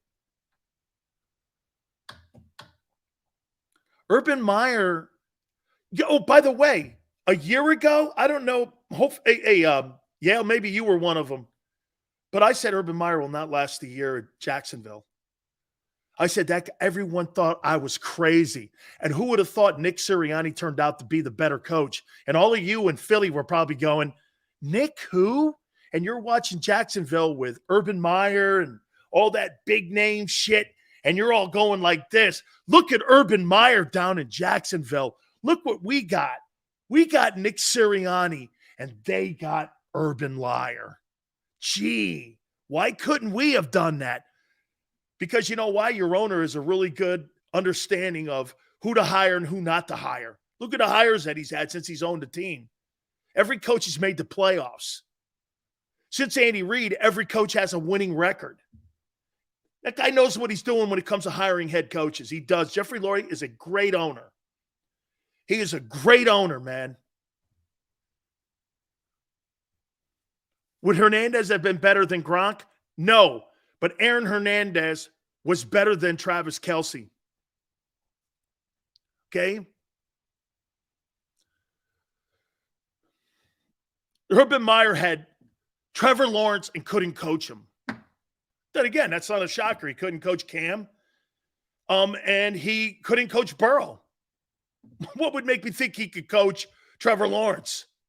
You know why? Because those coaches think they know what it takes to win. But they don't. NFL level, get this. You don't tell a player what to do in the NFL. You show a player what to do in the NFL. See, in college, you could tell a player what to do. Because if he doesn't, you get the guy behind him. It doesn't work like that. You have to show a player how to win. And win inside the guardrails that you build, which means you have to actually coach. There's more coaching in the pros, believe it or not, than in college football. You understand that, right? College football is about recruiting. Jimmy's and the Joes. Pro football, you got to show a guy. Then you have to hopefully find a guy like Jalen that will buy it. Okay? See, when Chip got to Philly, Chip's trying to tell, and when guys like Shady McCoy went, that ain't working. But see, in Buffalo, everyone's like, you're sending Shady McCoy to Buffalo for what now? Because he was unruly? That's a you thing.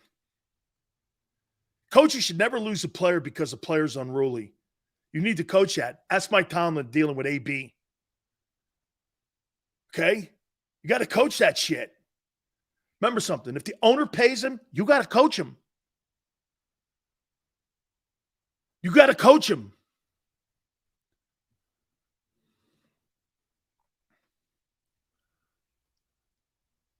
Can you people stop talking and let Dan okay, Tyler.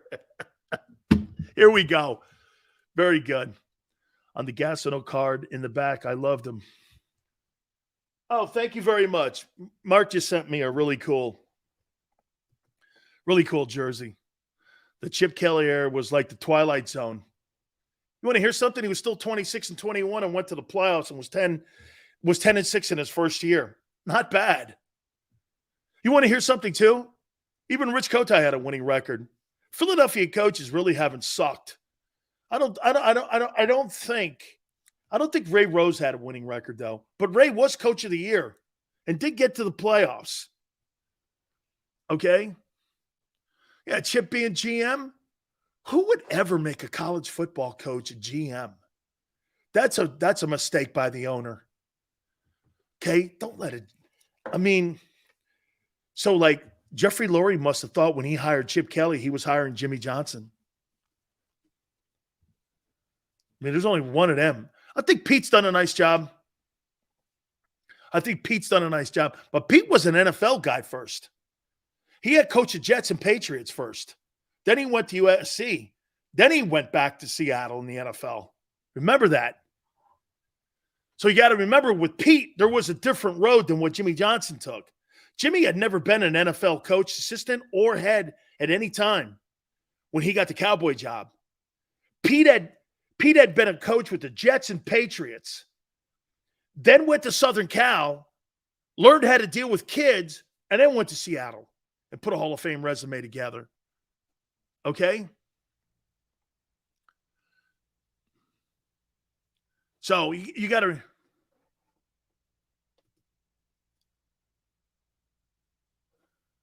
Do you have any insight on who got into Jeffrey Lurie's ear about hiring Chip? It's always felt wrong and random to me. I'll tell you what happened. Do you guys know how Chip...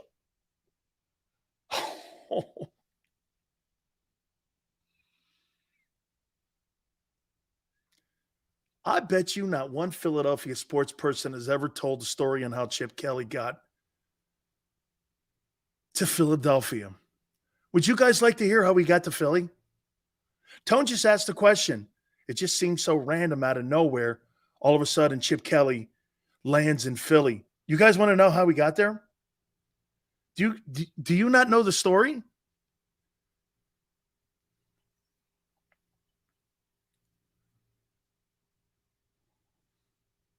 Now I know why our show is doing very well in that neck of the woods and with the Eagle folks. Nobody tells you the truth. I don't know how Big Sills knows so much Eagle stuff, but I love it. Jerry Jones said, we emptied the bucket. I saw that. Really, Jerry? Tell it, Sills? Should I tell it? Okay.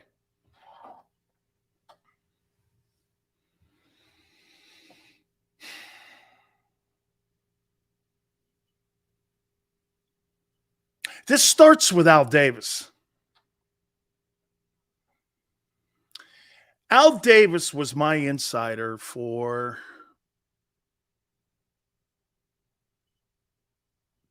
15 years. I've told you the story before. Hired me to be a broadcaster, wanted me to go to work for him and Ron Wolf and Ken Herrick in the personnel department in Oakland when the team moved back in 96. I was always around the organization, and Al and I would have 4 or 5 hour conversations. I was the first to go on KNBR radio and go like this. Ed DeBartolo is going to have to sell his team for his dealings with the former governor of Louisiana for all of the casinos and the riverboat casinos that he had worked with. And he was going to lose the team for gambling and that they were going to take the team away. My boss came in and almost fired me for that.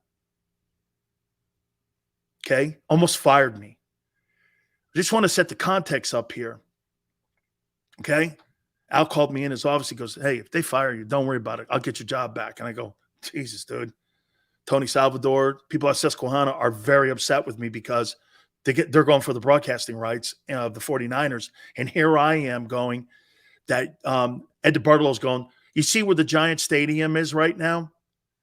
The San Francisco Giant Stadium down in China Basin? That was supposed to be where the 49ers Stadium was to be built. Ed DeBartolo had already secured the rights. I'm going to get to Philly in a minute on how this all goes around. And so I was like, yeah, okay. I came out and said, they'll never put it there. Ed lost the team, went to the sister, and they kind of floundered a little bit as they gathered themselves. Well, the Giants came in, parachuted in. I actually broke ground on San Francisco Giants AT&T ballpark at the time. I broke ground with Willie Mays, Willie McCovey, Juan Marichal. We're all breaking ground.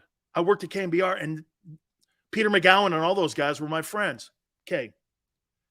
So in the process, John Gruden's name comes up. He was the offensive coordinator in Philadelphia.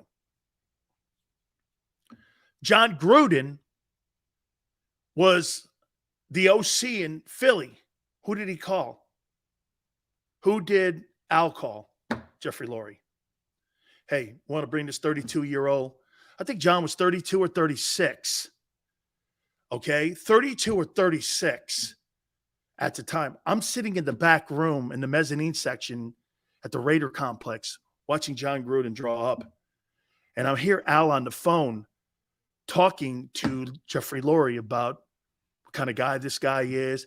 Al knew who he was because his father was an area scout for the 49ers. And he ended up moving to the Tampa area. So Al Davis and them were all working. Al loved John Gruden. They were working hand in hand with the Eagles, and because John was the offensive coordinator then. And Al really appreciated that, Jeffrey Lurie gave him the ability to be able to try to interview for the job, and John ends up landing the job. Okay. He asked me what I thought about John Gruden. I apologize about the internet again. But he asked me, he goes, what do you make of John? I go, well, about 6 or 7 plays, but a lot of complex alignments. And, I thought John was a little too complicated for people, especially if you're going to have a turnover in the NFL. The problem with Gruden's offense, it's so complicated with the amount of turnover that you have in the NFL. In my opinion, I think you lose a lot of shit every year, and you have to recoach the team every year. And you just don't get the same guys because of salary cap. So I think that's why John has up and down seasons when he was coaching in the NFL. There's too many up and down, right? Because you lose players. And it's something like this. Watch this. Updates available. Do you want to start 38, 97, green formation, 78, hack twist with a 38 turn in? And you've got to know all that. And it's really complex. Anyway, to go as we get to how Chip Kelly got to Tampa. So I leave KMBR and I go to the Bucs and Tampa. Well, guess what happened in that whole thing? You remember Gruden got traded? Al Davis called me and said, and I'm going to use the language, Aunt Betty, goes like this: that motherfucker stabbed me in the back with Bruce Allen. Remember, they brought Charlie Gardner in. They brought that kid Ricky Dudley in. They brought all the old Raider. Tim Brown was a Buccaneer. They were doing that just to stick it to Al. Okay? And Jeffrey Lurie loved John Gruden. He loves John Gruden. Loves him. Okay. Fast forward, John Gruden wins the Tampa Bay Super Bowl. After that Super Bowl, it was never the same because John and Bruce Allen were trying to pull the same shit that they did in Washington, where they pushed Rich McKay out. That's why Rich is now in Atlanta. Rich is now in Atlanta because I'm telling you guys things that are so behind the scenes. Okay? Allen pushed him out. And that's how he got the president's job in Atlanta, because the league did not want to lose Rich on the competition committee.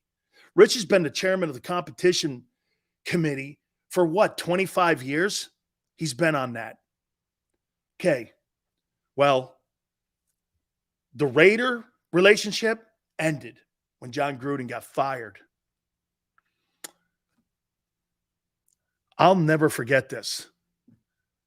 I get a call from Malcolm Glazer. Then I get a call from Brian Glazer. This is before my relationship with them went sideways, because I'm an Allen guy. Always have been. Okay? I know you guys can make an assessment on that, what have you. So get this. Glazer goes like this. We're going to interview, and you can Google this, I think. You ready? We're going to hire Chip Kelly as head coach of the Buccaneers. I was like, Chip Kelly? Don't you remember what they did after that? They went with the guy at Rutgers, because the guy at Rutgers used to come on my show, and he was a Miami Hurricane coach. I knew him very well. They asked, I'll tell you what, I'm telling you guys an awful lot of stuff behind the scenes. So Brian Glazer goes, we're going to hire Chip Kelly. And I go, Chip Kelly? Do you understand what Chip is? He's got 85-guy roster, and he's got Nike money. He's a decent coach. I go, but really? And they go, we think he's a spectacular coach. I said, you have to understand something. He believes in running 85 plays. And Brian Glazer goes, well, what's wrong with that? I go, you're going to wear your defense out.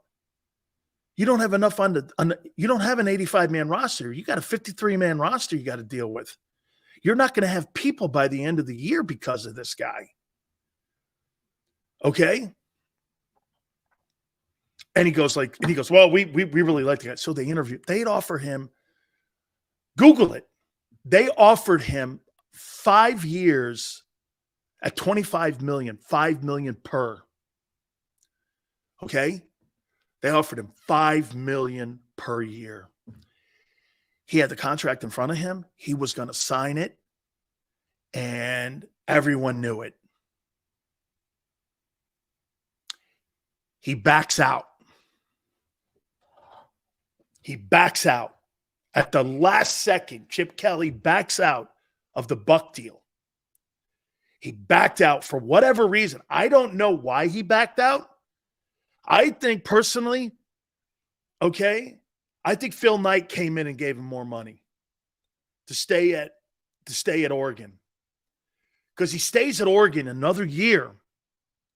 Jeffrey Lurie calls up John Gruden, who was in the broadcast booth, and says, hey, what do you make of Chip Kelly? He goes, well, he was going to get the Buck job, and he's a hot candidate right now.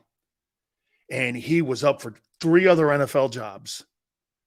And Chip goes like this. The problem that he had was that they still had there was still a lot of management left from John Gruden's time. And they did not like Yale. Who's the guy on TV now?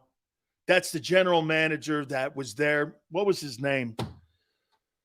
He sucked, and I used to kill him on the air all the time. What's that guy's name that was the general manager there? Wow, I can't believe this is a story on how Chip got there. What was that guy's name? He goes on he goes on Coward Show all the time. No, not Mike Mayock. What was that guy's name? Mark Dominic. Mark Dominic did not want this. And they were going to make Mark Dominic work with him. Chip said, no way.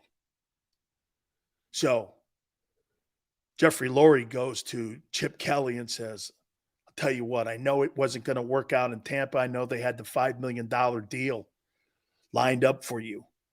We'll give you complete control of everything. And you could be the general manager too. Because the Bucs didn't want to give him that. That's why he backed out at the end.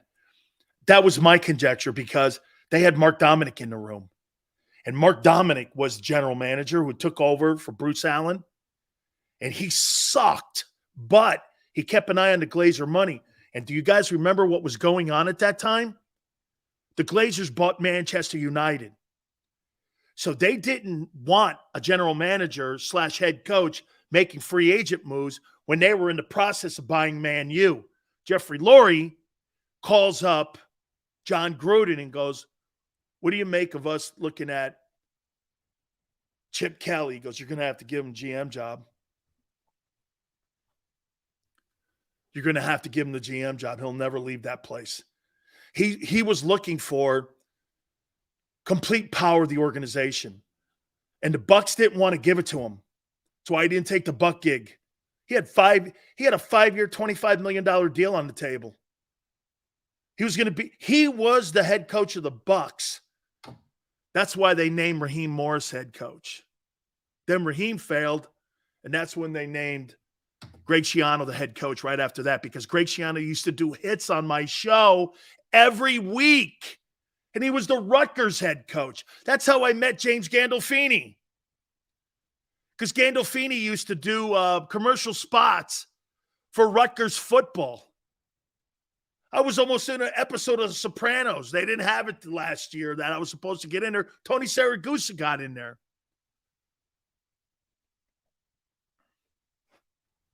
Okay? This whole thing. Remember this, the Glazers wanted to try to buy the Dodgers after that whole Fox nightmare. They were in the process of buying the Dodgers too. Okay? Jeffrey Lurie believed John Gruden and Bruce Allen when Bruce and John told him, well, Chip Kelly turned down the Bucs job because he didn't get the full autonomy. That's how your boy got there. The owner of the Eagles really liked Chip. Liked him. So much he gave him complete control. It was the only way we were going to get him.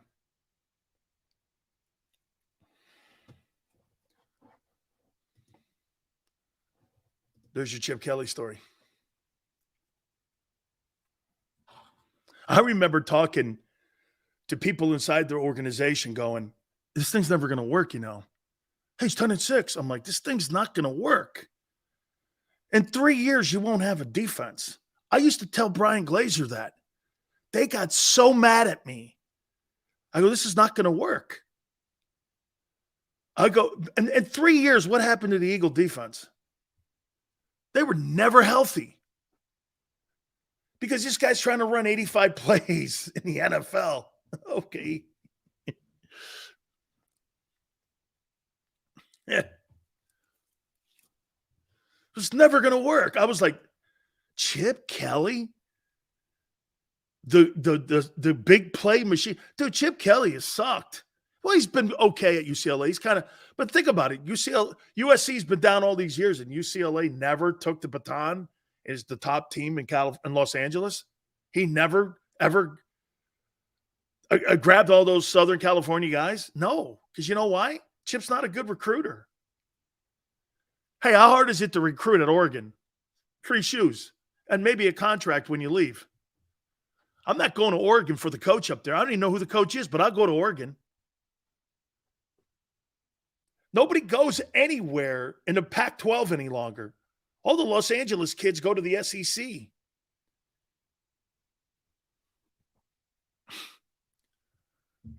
Chip was great for Howie's career. He was. He made him better. Okay? That's pretty much only Jeffrey Lurie's only mistake that he made, was that he put too much faith in others' decisions instead of hiring from within. That's why if I'm him and I'm Howie, I'm hiring Brian Johnson as my offensive coordinator. I'm not looking for an OC outside the building. I would take a consultant. I would do some of that shit, but I'm not going to hire anybody outside the building. Why would I do that? To upset What, to upset the NFC Championship and potentially a Super Bowl champion? You want me to hire another coordinator? No, thank you. Absolutely no, thank you. Okay? No way. Hiring Chip is perfect for an organization. He destroys a team. They rebuild and go to the Super Bowl a few years later. Happened in Philly and in San Francisco. Correct. Trent Baalke helped destroy that whole thing up there in San Fran. They brought Harbaugh in. Harbaugh restructured everything. You know, Jim Harbaugh's 44-19-1 as an NFL head coach. I personally think he's a better head coach. Michigan's never winning a national title. In 76 years, they won a half of a title. Who in their right mind thinks Michigan's a national power? I don't. They've never been. When has Michigan been a power? Jim Harbaugh makes $10 million a year at a place where if he wins the Big Ten, that's good enough. Michigan's not a national power. They shared a national championship with Lloyd Carr years ago. It's been 75 years since they won an outright national title. Where is this national power? Everyone keeps talking, well, Fox is going to do that because they're trying to sell it. That it is, but it's not.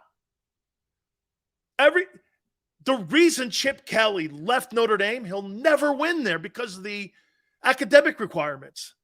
He'll never win it. Marcus Freeman will never win a national championship at Notre Dame. That never happened. Hey, real quick before I take a timeout, Yale and everybody, you guys know why? Why did Lou Holtz win a national title in 88? Do you guys know why?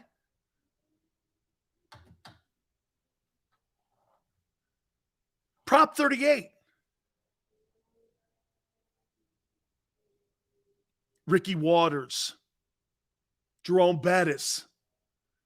They were allowed to take kids who were non-qualifiers, like all the programs in the SEC. Kids under the requirements. They could come in with academic probation.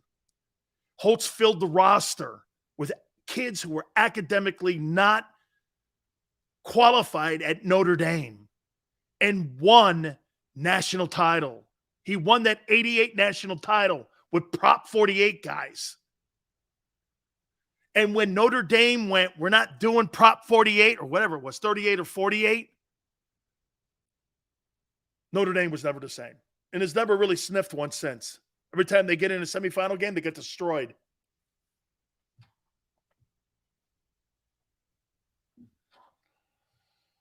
He took Lou Holtz. And for the record, I'm going to take a timeout here. And I promise we're going to get to the draft. Every single program that Lou Holtz coached, every program he left. Yo, you want to hear a stat? Every program he left on probation. William and Mary, South Carolina, Minnesota, NC State, and Notre Dame. All of them. Every place he's ever coached, he's left on probation. Hour 3, hit the like button. Keep it here on the National Football Show.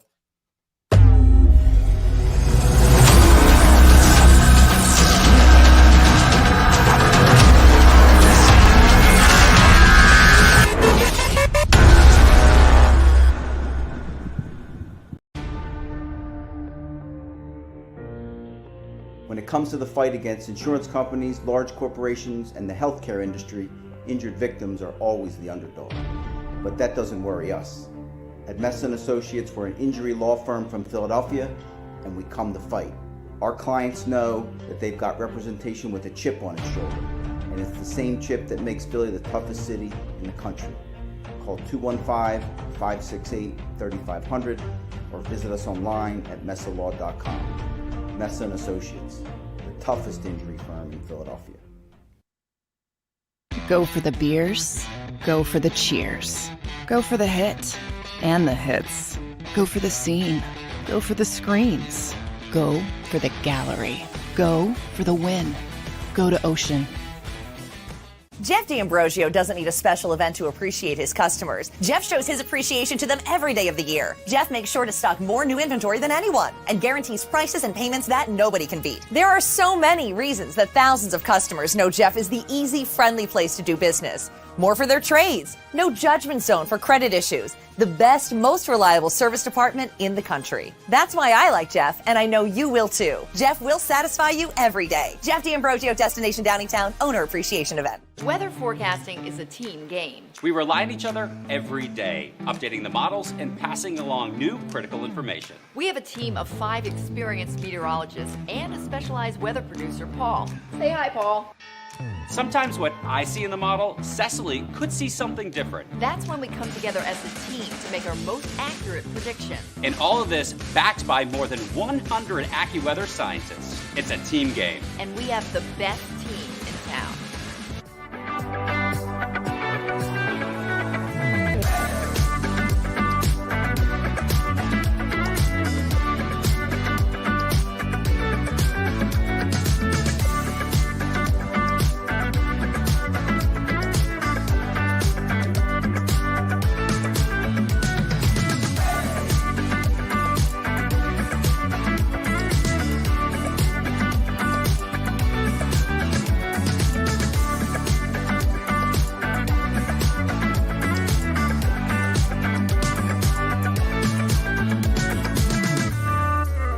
Game show with Seth Joyner. I knew that they had a running game. Derek Gunn. He has put in the effort. Devin Caney. Had we not won the Super Bowl, what would we be saying? And Mike Missinelli. Well, you know who Philly is. Post game, now streaming on the 6ABC family of apps.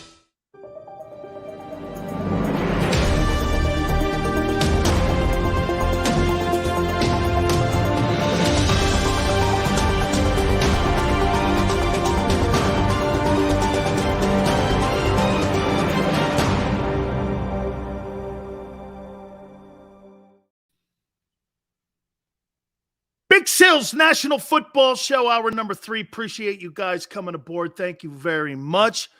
We'll catch up with our friend Jason Cole in this hour as we do each and every single Friday. Thank you guys again for coming aboard here. I want to ask you a question here real quick before we move on to this draft, and I promise I'm going to get to it here. How many years did Tom Brady play in Tampa?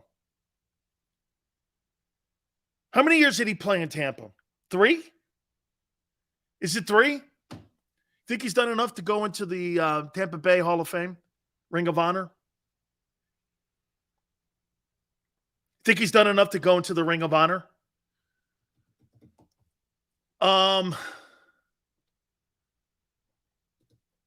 think he has. He won a Super Bowl, won an NFC championship. I think he's done enough. I just got asked a question from the Bucs. Do you think Brady's done enough to go into the Buccaneer Hall of Fame? He's only played 3 years, and here's the problem. You know the number he wears. Hang on for a second. Okay. Oh, DQ, don't mind my big mouth, man. I'm a hero behind the mic. DQ blend, all good, dude. Hey. I say some shit too. Okay, we're all good, brother. We're good? It's all good, man, all right? It's all good. We're good, dude. Don't ever worry about that. Hey, when you come back and you say shit like that, mad respect. Mad respect. Won a Super Bowl, Brady, but here's the problem. Here's my problem with it. Okay? Don't go soft, Sills. See, Jesus Christ, he just, hey. Yeah, my son, hey, Juba, this is kind of a joke. You sound like my wife.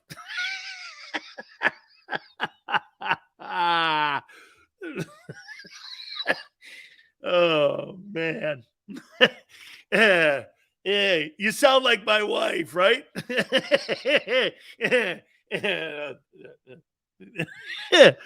Oh, man. Oh, man. Okay. Here's my problem, though, with retiring Brady's number 12. It's Black History Month, and my boy Doug Williams wore it.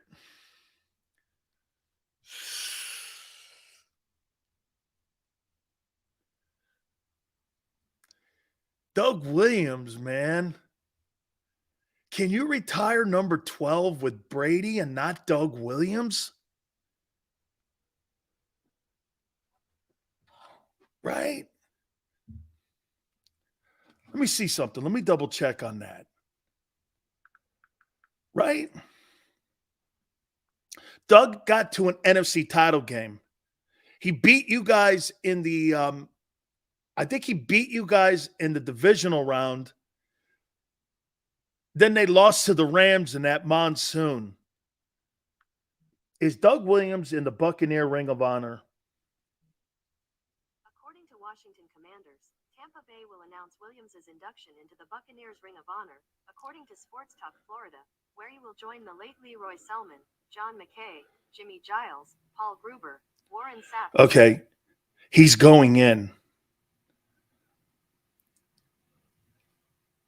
Doug Williams is going. Doug Williams. I don't know if he's in. Yeah, he was inducted into the Bucs Ring of Honor during the Falcon game. You could put 2 12s up there, can't you? I would. Doug Williams and Tom Brady. I think those guys would be pretty cool with that, right? Right? I think he'd be all right with that. He is greasy. He went in this year. I'm all right with that, right? That's out my time. But Doug won his Super Bowl in Washington. He did. He won a Super. Yeah, but Doug, here. Okay, look, I'm gonna show you guys something. Okay, I'm giving you guys all kinds of inside shit here. Don't forget, Jason Cole. I know I have to get to this, and I'm going to. I got to show you guys one thing.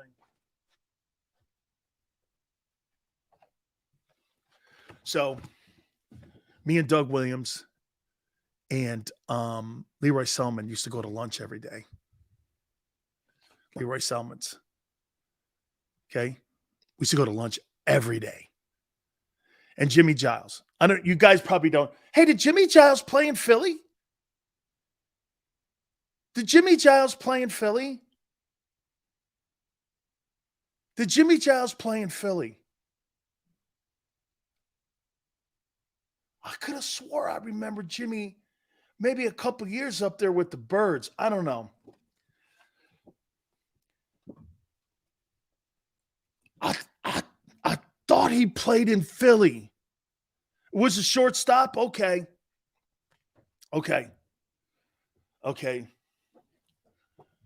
So me, Jimmy Giles, Doug Williams, and my very good friend Leroy Selman will go to lunch every day. Every day. And Doug Williams, we're sitting around having lunch. And that piece of shit racist owner, Hugh Culverhouse, when his contract came up, Doug's wife, Doug out of nowhere goes like this. And Leroy's sitting there. He goes, yeah. I go, so why did you leave and go to the USFL? He went, well, my wife died. And Culverhouse offered me less money. I said, didn't you lead the Bucs to the playoffs 4 of the 5 years you were the starting quarterback? He goes, yeah. And I go, he offered you less money? He goes, yeah. And when I held out, he said this, I cannot pay you more than Leroy Selman. See, back then, Culverhouse used Leroy Selman. And I will never say the words, Uncle, you know what, because he's not. He's a great man. He's my friend, and I miss him to this day. But he used to use Leroy Selman against the other players, and especially against Doug Williams. I always thought he had a problem with Doug being the face of the franchise because he was black. Remember, Doug was the first real true James Harris, the guy in Denver. Pittsburgh had a black John Gilliam, but there weren't a lot of black quarterbacks. And Doug was the face of the Bucs in the South. And I was so offended. I was so offended. I said, he offered you less money? My wife just died. He goes, I had to go. Jimmy Giles goes, true story. Jimmy goes, yep. Those three guys were man. I had great times with them. My daughter has a picture with Leroy Solomon sitting on the lap, and he got these big three like football players, you know, Jimmy Giles, Leroy Solomon, and Doug Williams, man. My daughter loved these guys. Tried her first ahi at Leroy Solomon's on the menu. Loved it. Oh, Leroy was so good to me. But Hugh Culverhouse, he kicked him out because he didn't want to. He went with $250,000. That's why Doug went to and that's why he's in Washington still to this day, because of Joe Gibbs. He's in Washington today because of Joe Gibbs. Leroy doesn't look at himself as a buck. He loves his time in Tampa, but because of Hugh Culverhouse and the racist ways, Hugh Culverhouse is the biggest racist I've ever been around. It was really obnoxious. It was blatant, too. It was blatant. Like, blatant. Like, you saw it. You heard it. Just it was not cool. I always thought the Bucs sucked, not because of the players they had. I always thought they sucked because of the owner they had. That's why when I see an owner like the guy in Philly, and I see how great of an owner he is, dude, that must be great to play for somebody like that develops you, wants you, likes you, helps you, loves the community, does all that shit. I had to have worked for the worst owner in sports. Him and Donald Sterling, I don't think have anything that's not connected. Joe Gibbs was on the coaching staff in Tampa. Joe Gibbs everyone wanted Joe Gibbs to get the Buck job. No. He wanted a good old boy. Anyway, before Jason Cole gets in here, let's do this finally. We're going to talk to our friend about the NFL and Super Bowl 57. Here's some of the dudes that I got circled around number 10. Okay? Cornerback. Brian Branch. Bama, cornerback. This kid's really moving up the charts, and he's had some pro days. He's had some private workouts. Some of the scouts have been down to Alabama to watch him work out. I mean, Brian Branch, Bama, cornerback. This is around the 10th pick. These are options. Miles Murphy, edge rusher, Clemson. You know, they really I would like somebody on the other side of Hassan Reddick. Okay? I'd like someone on the other side of Reddick. Is Josh Sweat good enough? Is he going to put another? Is everybody going to put a year? I don't think you can get enough edge rushers in today's NFL. I don't think you can. I don't think you can get enough. Paris Johnson, Ohio State. This is about the fourth time I've mentioned him now. Offensive tackle. I think he's one of the top guys in this draft. Lucas Van Ness, Iowa, edge rusher. This is around the 10th pick. Brian Branch, Georgia corner. Miles Murphy, Clemson, edge. Paris Johnson, Ohio State. Offensive tackle.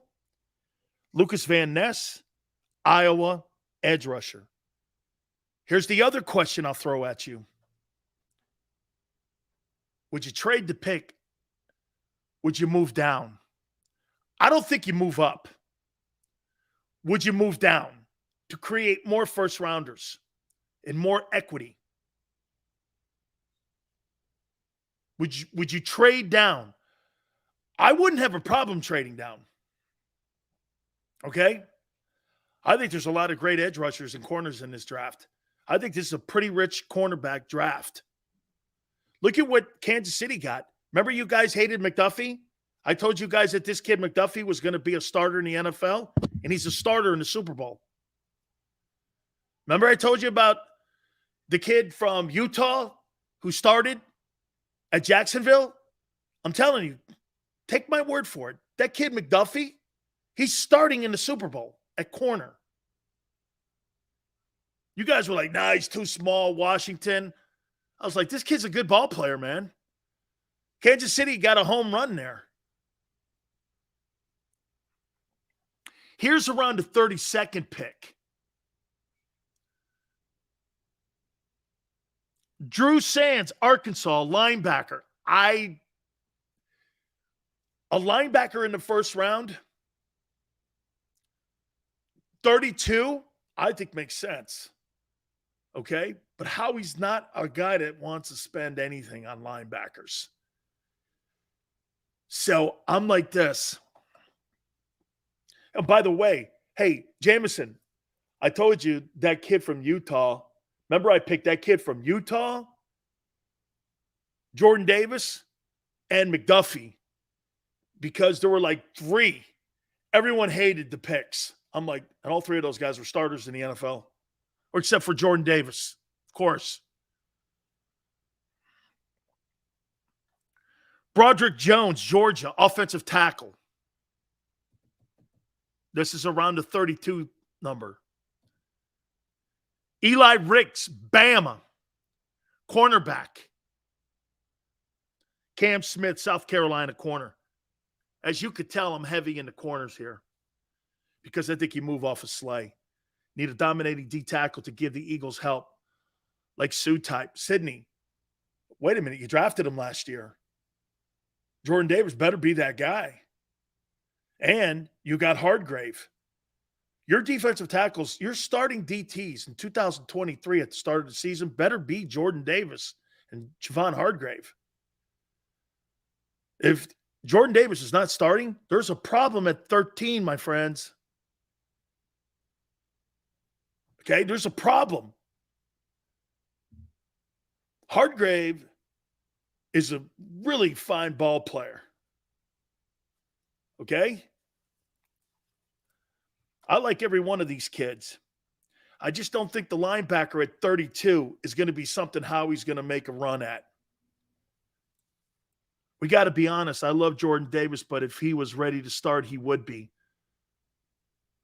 Linville would be his rotation guy, but he's not starting. So right now we have a problem. Well, I'll say this.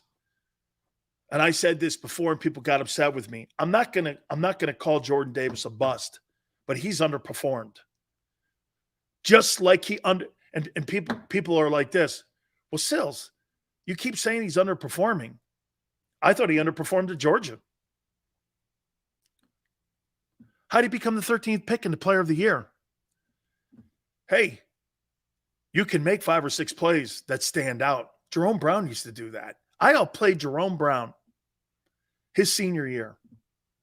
Who made more spectacular plays, me or him? Who do you think? He did. Jerome had 75 tackles. Not bad. I had 104. I had more sacks, I led the team in tackles for loss. I had more first hits. I had 50 solo. I completely outplayed him. But who made more spectacular plays? He did. Who was a better player? He was.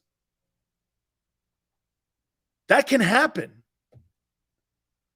Dude, don't ever think because I said I outplayed Jerome his senior year. I have the numbers to prove it too. I've posted those before. Jerome was a better player than me. Okay, he was a better player, but I'm all right. I'm all right with someone going, hey, Sills, Jerome was better than you. Okay. Okay. Well, ain't nobody else on that team. And Cortez Kennedy and Russell Maryland backed me up. They weren't better than me. That wouldn't happen. I was teaching them. Okay? I taught those guys what they know. That's why I got an invitation to Cortez Kennedy's Hall of Fame induction. I posted that before. Okay? I taught that kid. Those guys used to come to me all the time. Like Russell Maryland used to come to me and go, Sills, I'm falling down all the time. I'm like, that's all right. You're not under your pads yet. He got one recruiting offer. Russell Maryland had one recruiting offer. Do you know where? University of Toledo. They brought his ass in. Butch goes like this to me. And Jimmy Johnson and Dave Wannstedt, they all went, man, I don't know if this kid's good enough. Me and Jerome looked at them and went, no. This kid's going to be good. He's got really good feet. Just give him time. He'll learn how to play with under his pads. And then he started coming to me, and he started coming to Jerome, and we were spending time with him after practice. I'm not going to help you. And I was never going to help you. Cortez and all them guys started coming, and you know what they did? They started putting a game film together, and Ed Ogeron said it, and I posted that too, that they used to watch game film of me and Jerome. All the defensive tackles, from Vince Wilfork to Warren Sapp, all those guys used to watch me and Jerome play and play the position at Miami. I've played it on my Twitter page. Ed Ogeron was the D-line coach after Butch left. And I used to just watch film of me and Jerome all the way down to Vince Wilfork. They has to have a reel of us, how we played the position with tenacity, being an asshole, all that. It's a fact. And they got away from that. And that's why they never had a DT since Vince Wilfork. I can't think the last time they've had a defensive tackle get drafted in the top 3 rounds. Can you imagine that? I mean, I was a third rounder. Today I'd be a second rounder. I came out early, though, a year early. Jerome went 9. I went 56 as a junior. Danny goes, I think Davis is immature. I think Davis doesn't live up to his potential. 86, Timothy, was Jerome's senior year, my junior year. Oh, yeah, very Casey, my Sills, I should hey, I'll tell you what, if you guys want to hear that video, just let me know, and I'll post it again on my Twitter page at Dan Sileo Show. Shit, maybe I have that somewhere. I know I have that somewhere. He came on, he did a show, and he goes, Dan, man, because I was asking him about the Alabama game. The year they won the national title with Joe Burrow. And I said, I don't think they could beat Jerome and me. Watch this. I said this to Coach O. I go, I don't think that Bama team, or I don't think your LSU team could beat Jerome and I. And he goes, I don't think we can either. He goes, I'll take Jerome Brown and Dan Sileo over anybody in the country. You two guys were the greatest defensive tackle tandem I've ever seen. We were. That guy was better, though.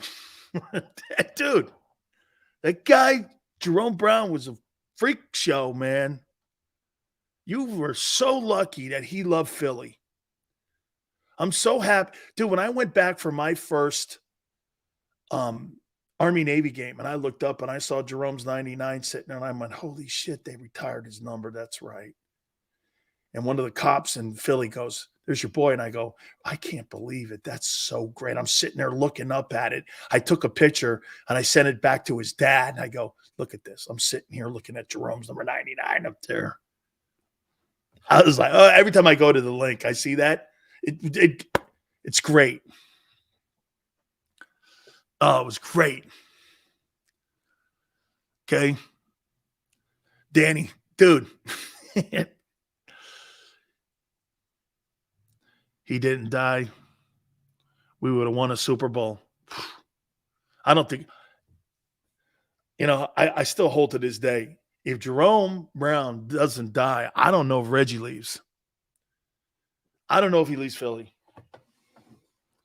I think when Jerome Brown, the whole thing, when Buddy got fired and,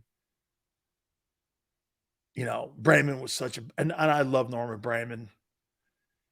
Norman was so good to all the Miami Hurricane guys down in South Florida, but he was never a real good owner in Philly. We knew it. Dude, the year before, Norman Brayman's taking me and Jerome out to lunch, and he's already going, I'm drafting Jerome in the first round. I don't care what we have to do. I'm taking Jerome in the first round. Everyone at the Miami Hurricanes knew Jerome was going to be an Eagle. There was no way around it.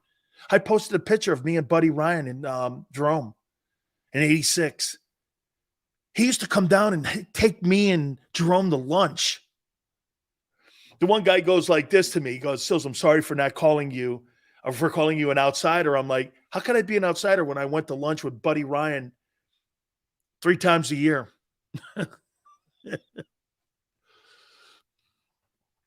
How could I be an outsider when I'm going to lunch with Buddy Ryan 3 times a year? Oh, yeah. You know what, Quan? I don't tell these stories to everybody. I don't, because it could come off as bragging. To me, it's fortunate. I'm lucky to have been around so many great people in my life, from my family. Here. Hey, here's a Jerome story for you. So Vinny Testaverde's going to win the Heisman. And it's down at the athletic club. Jerome Brown, Lonzo Highsmith, Darryl Fullington, Selwyn Brown. 11:30 at night. Hey, I opened the door. I go, what are you doing here? I went like this. What are you doing here? This is an Italian neighborhood.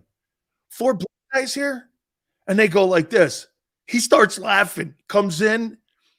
We had one of the greatest nights of all time. My grandpa sat around. We ate meatballs and drank beers for hours. It was, my grandfather goes like this, man, he loved Jerome. One of the greatest times of my life when we did that.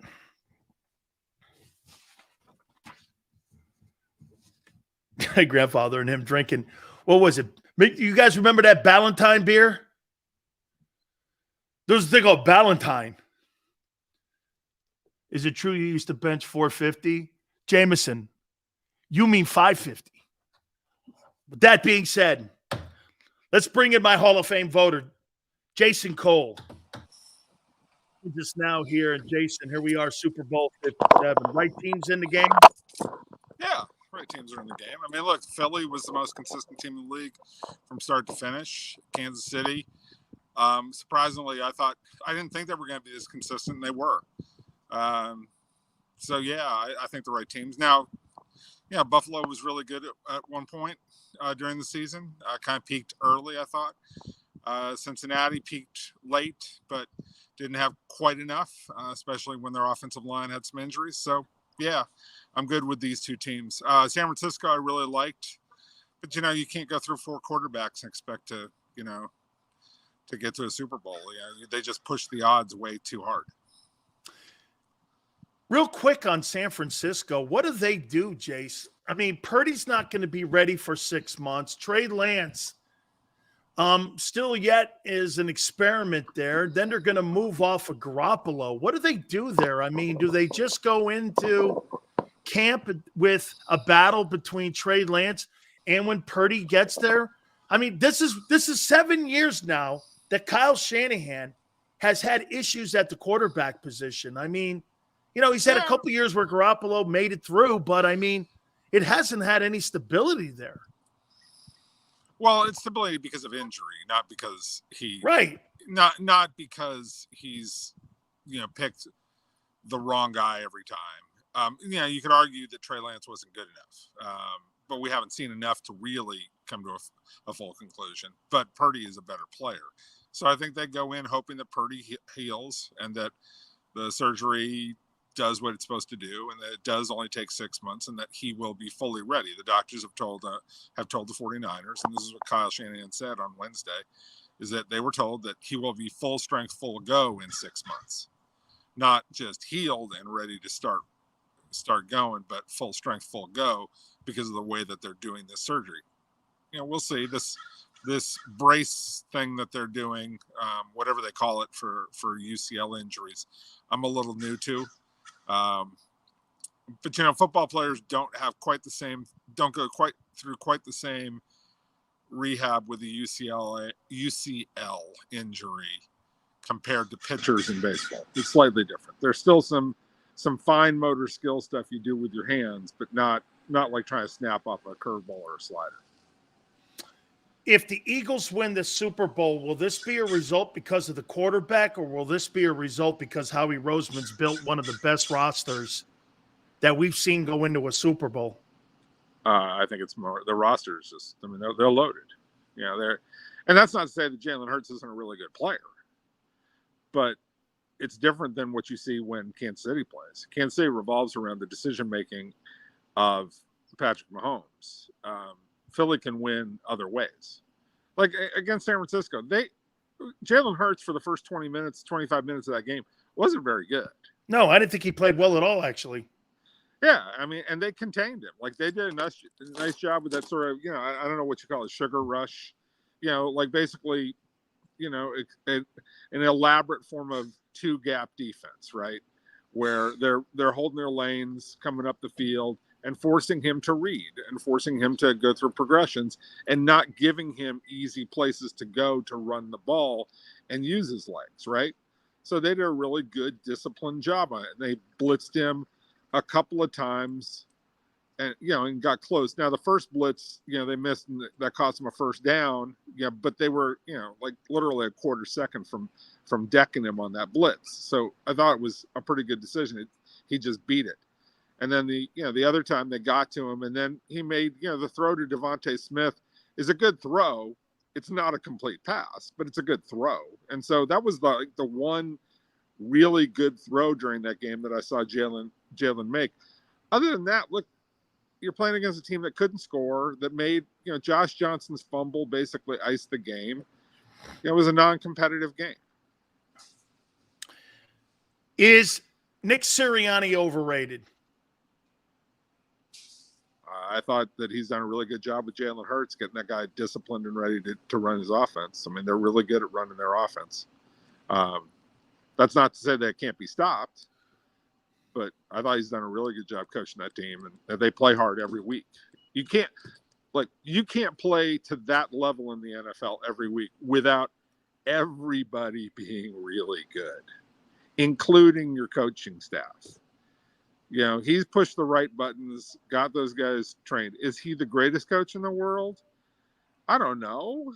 I mean, the system they run is not terribly complex. It's a really good system that is run at a very high, kind of elegant level. But that's not a Bill Walsh offense or even a Joe Gibbs offense, if that's what we're talking about. The ownership. Jeffrey Lurie, do you know, Jason, since he has the team in 95, every coach that he has had in the building has taken a team to the playoffs, and every coach since Andy Reid has had a winning record. I think that speaks highly to that guy and what he's done as the owner in the NFC East. I mean, the Tiffany division of the NFL, for the last 25 years, he's been the best owner in that division. Oh, boy, Jerry would be pissed about that. But hey, his teams have outplayed him. Absolutely, he's got the rings to show it, which would really piss Jerry off. But I mean, he's the best owner in the division. I would say he's only really competing with one other guy, and that's the combination of Mara and Tisch, right? Like Washington, they ain't exactly getting it done. And Jerry's trying, but he can't get out of his own way. Let's do this. Let me. I don't mean to be back. I should take that back. I don't mean to be backhanded. I think Jeff Lurie has put a lot of time and effort into thinking through the things that he does and how he runs his team, and moves on from mistakes when he realizes they are mistakes. Like Chip Kelly was a mistake, and he moved on from Chip Kelly pretty quickly. And he realized it. He's learned. For a guy who is not a real deep doesn't have a really deep understanding of how football works, he understands on a high level how it works and what the right decisions are to make. Two last questions for you. Dak Prescott to Green Bay for Aaron Rodgers. Would the two teams ever think about it? Are you going to do that to McCarthy again? Well, are you going to go anywhere with Dak? No, you're not. In his Green Bay wanting to move off. And let's just say this. In the NFC, what's interesting in the NFC is because the quarterback play is so poor right now. It is. And it's not what it is in the NFC. You can get away with what you're doing right now. But I do understand what you're saying. Like, are you there to really win? And, you're doing what you can. Yeah, I mean, if I was Jerry, I would do that. But boy, Aaron Rodgers playing for the Cowboys, there's something that kind of makes me ill, doesn't it? But doesn't that make sense? Two lunatics. Well, anybody, like any Aaron Rodgers playing for anybody makes sense. I mean, he's just a great player. So you do that. But, my biggest problem with him, if I'm Green Bay, the biggest problem I have with Rodgers right now is I think he's undermining the head coach. I do too. Yeah. I mean, I think he's a great player. I'd love to have him, but he's undermining the head coach. All right, finally here. Boy, Denver's pushed everything in. Look at the amount of first-round draft choices that you have pushed in for Russell Wilson and now Sean Payton. I mean, Jason, if this doesn't work, you're not relevant for the next 5 years. I mean, this is all in or not. Look, they don't have a first-rounder for the next 3.5 years. Yeah. That is the case. Is it worth it? If they win a Super Bowl, yes. No. Do you think it's worth it on February 3rd? Oh, that's a different question. Look, I have a tremendous amount of respect for Sean Payton. I think he's a great coach. And if anybody is going to be the first guy to win Super Bowls with two different teams, he's as good a chance of anybody to do it, right? But I don't know what Russell Wilson is at this point. Now, if anybody's going to fix Russell Wilson, it's going to be him, because that's the one guy that Russell will probably listen to, and the one guy who at this point in time, considering how Russell went out on a limb to go get him, has to look and say, Russell, you're going to do what I say. And that's how this is going to work. And that's how it is. That's a tough one, because Russell's got to get himself where he can run some basic RPO stuff and get out of the pocket again and buy into doing that. And he doesn't want to do that. Jason, I want to sneak this last one in because of your book. I just thought of this. Mm-hmm. You know what's funny with Brady's retirement? I was trying to think of a moment, the drive, the catch, guys like that had signature moments. And it's funny, I could never really think of a Tom Brady moment. The tuck rule game, I mean, this guy has not ever really had a moment. So if you had to pick a game to win a Super Bowl, would you take Brady, Montana, or Elway? If you had to win one ball game, would you take those three guys? But it's a really terrible question to ask me, because my heart says Elway, because that's what I grew up with. See, my heart says Montana. I understand that, but I went to school with the guy. I wrote a book about him. I think he's an amazing player. And if that's right, and you're Stanford honks. Right, exactly. The greatest university in the world produced the greatest single talent ever to play quarterback in this league. You stepped into that. You walked right into that. Any school has ever had a president of the United States at it, Big Sills ain't ever getting in that one. Yeah, pretty much. Yeah, you got that one. You've had more prep. I mean, come on, man. I go to Miami. I don't go to. You guys build bombs and like chemistry sets. Okay, we build football teams, and we try to win national titles. You guys win debate classes and debate teams and shit like that, and congressmen and senators, Condoleezza Rice and stuff. Yeah, that's what we do. Yeah. Okay. Well, that's really aristocratic. We invent the internet. We invented the. I gotta go. We did. Stanford Research Institute. We invented the internet. That's exactly Jace, love right. you, man. See you next Later, week. Dude. Be good. You got it, my friend Jason Cole. Hit the like button. We'll catch it here. Keep it here on the National Football Show.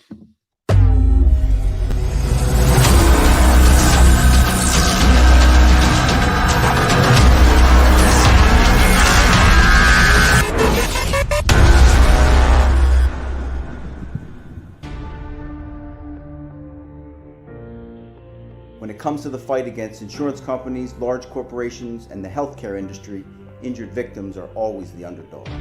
But that doesn't worry us.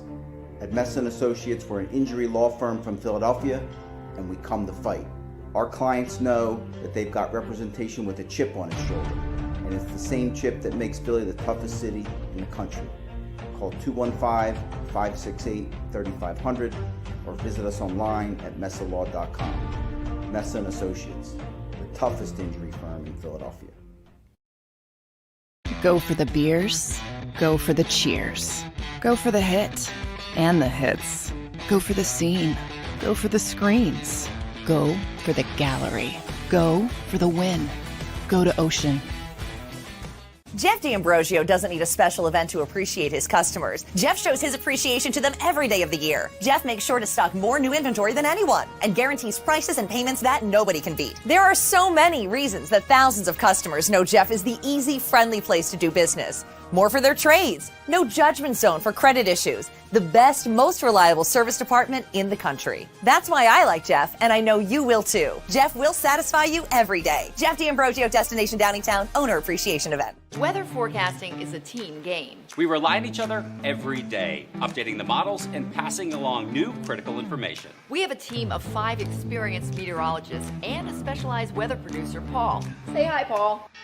Sometimes what I see in the model, Cecily could see something different. That's when we come together as a team to make our most accurate prediction. And all of this backed by more than 100 AccuWeather scientists. It's a team game. And we have the best team in town.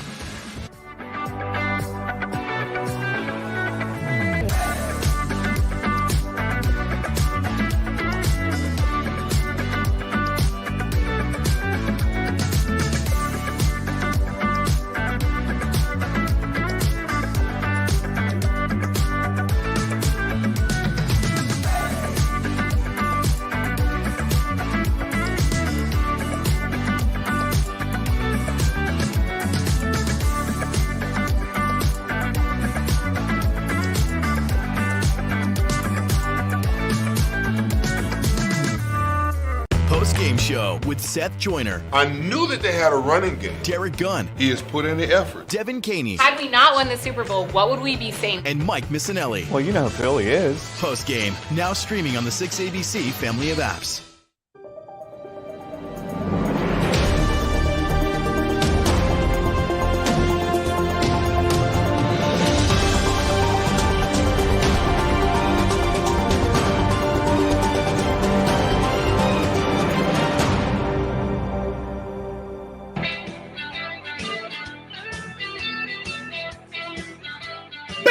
National Football Show. Appreciate you guys coming aboard. Thank you so much. So CBS wanted to have an intervention with Tony Romo.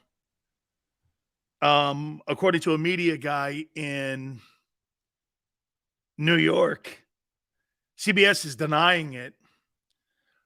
I think he has gotten worse. I liked Tony Romo at the beginning, but now I don't. And by the way, there's too much cowboy on the air.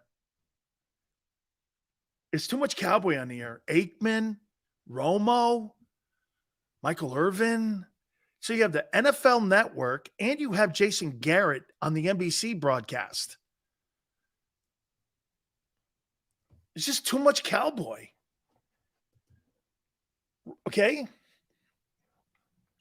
Yeah, I mean, Tony Romo's just like Tony just said, he's just rambling about and then get this. Can I tell you why I think he's gotten worse? I don't think he's doing his homework. I think they gave him that gigantic salary. And I'm like this. I'm like, dude, are you kidding me?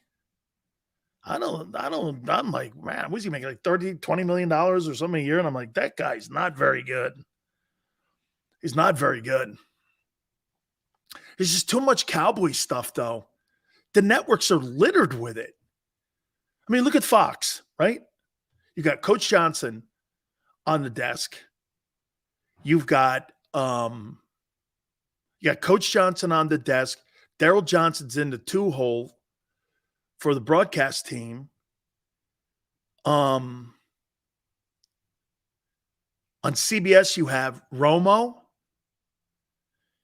On Sunday Night Football, you have Jason Garrett, the NFL Network. You have Michael Irvin. Man, you want to know why the Cowboys? I mean, I get the Cowboys are a popular team, but every time you have broadcasters like that, I mean, Michael Irvin, when you're on the NFL Network, he's a complete homer. Dude, when Merrill Reese comes on our show, Merrill's less of a homer than what Michael Irvin is when he's talking about being on the NFL Network. And Nance plays right into it.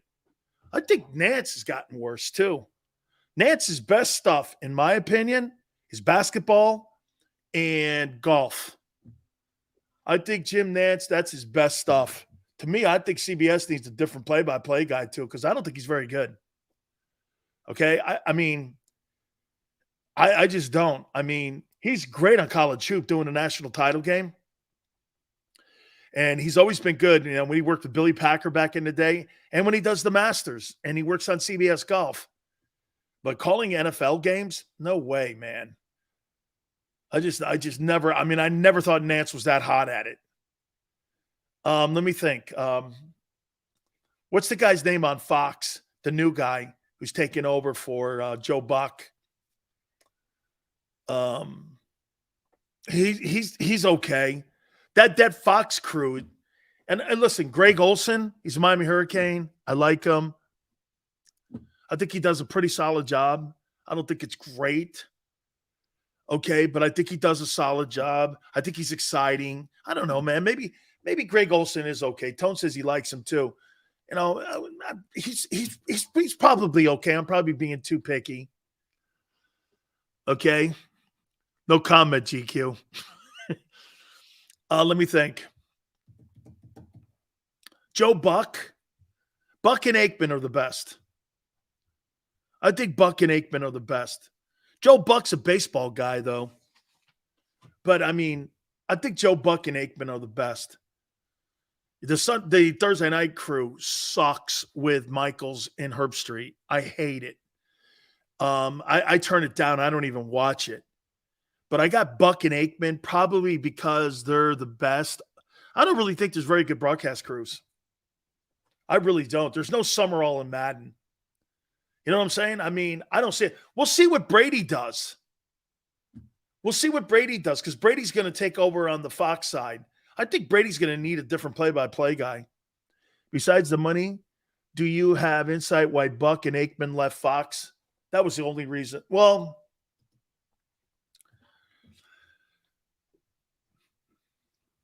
Troy, what Troy wanted was Romo money. And Fox wasn't going to give it to him. ESPN gave it to him. ESPN bought him and bought his freedom from Fox. Fox wasn't going to do it. They weren't going to pay him the money. Or it was not going to be a dual package between, I mean, Joe Buck came after because then he realized that they were going to put Greg Olson in with him. And Joe didn't want to start over. So he took more money to go to ESPN, but Aikman's making the money. Okay? I do like Clarissa, man. She's smoking hot. Do you think Al Michael sucks? I do. I hate him right now. Broadcasting games because it's more about him. He seems bored. He seems done. He's just doing it for a paycheck. He's basically mailing it in. I think Al Michaels is mailing it in. I mean, he hates his job. How about this? When he broadcasts a game, it sounds like he hates his job. Just sounds like he hates his job. I mean, you're making that kind of money? Philly 500, man. I love you, bro. Yo, Big Sills. It's gabagool time. Hurts about to rip the Chiefs a new one. Philly. Yes, sir. Well, wait, whoa. The Eagles are about to rip. 500, I said this. Hang on here.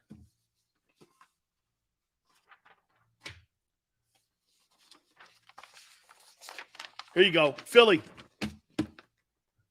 if Hurts throws for 250 yards or runs for 100 yards, and they hold Mahomes to 325 yards passing, Eagles blow him out 31-17. And Hurts is the MVP if he puts that stat line up. You agree or disagree?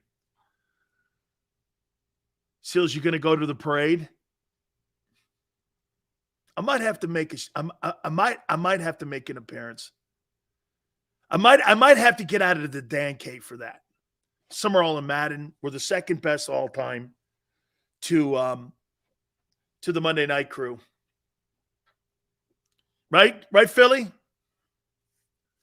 250 passing, 100 yards.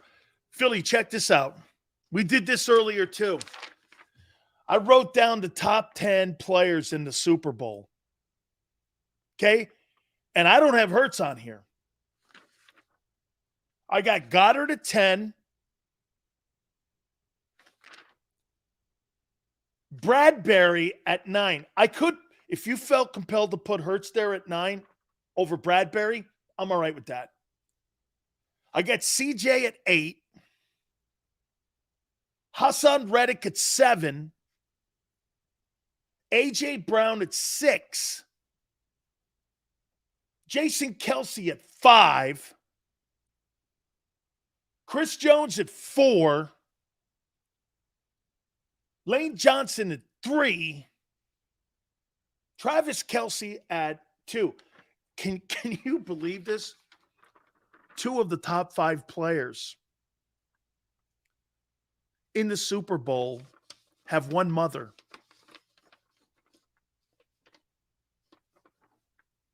And I got Mahomes 1. 2 Kelce's are in the top 5. 2 Kelce's are in the top 5. I'd have Hurts on that list. I would have Reddick higher, though. So you'd have him over A.J. Brown? Over Kelce? Over Chris Jones? Over Lane? Over Travis Kelce? Over Mahomes? Who would you put him over? Where would you put Reddick? There's a lot of, but here's the point. Philly, here's the point. Watch this. You'd have him over Chris Jones. Wow. That means you'd have him over Jason Kelce. But here's the point. Watch this. Of the 10 guys, 1, 2, 3, 4, 5, 6. 1, 2, 3, 4, 5, 6, 7 of the top 10 players are Philadelphia Eagles.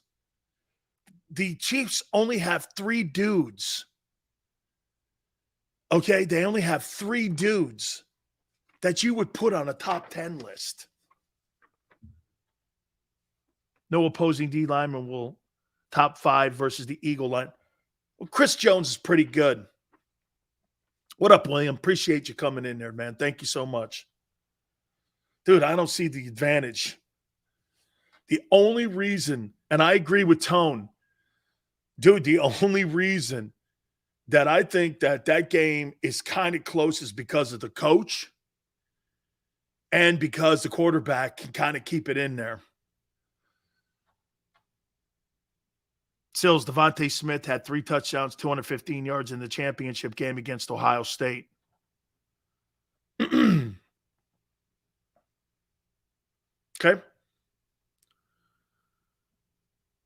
Yes, Sills, that's exactly right. More of us, but Mahomes is really good. I'm a Mahomes fan usually. And I would bring pressure on Mahomes. I would bring pressure. Philly, for me, if I'm Gannon, I got to test out that ankle. If he can't move, in my opinion, that game's over. Because if he can't use his wheels to get out of way and to create passing lanes, I think that thing's over. Travis Kelce has got to get open. If he can't get open, man, that Eagle team could blow that team out. I'm telling you.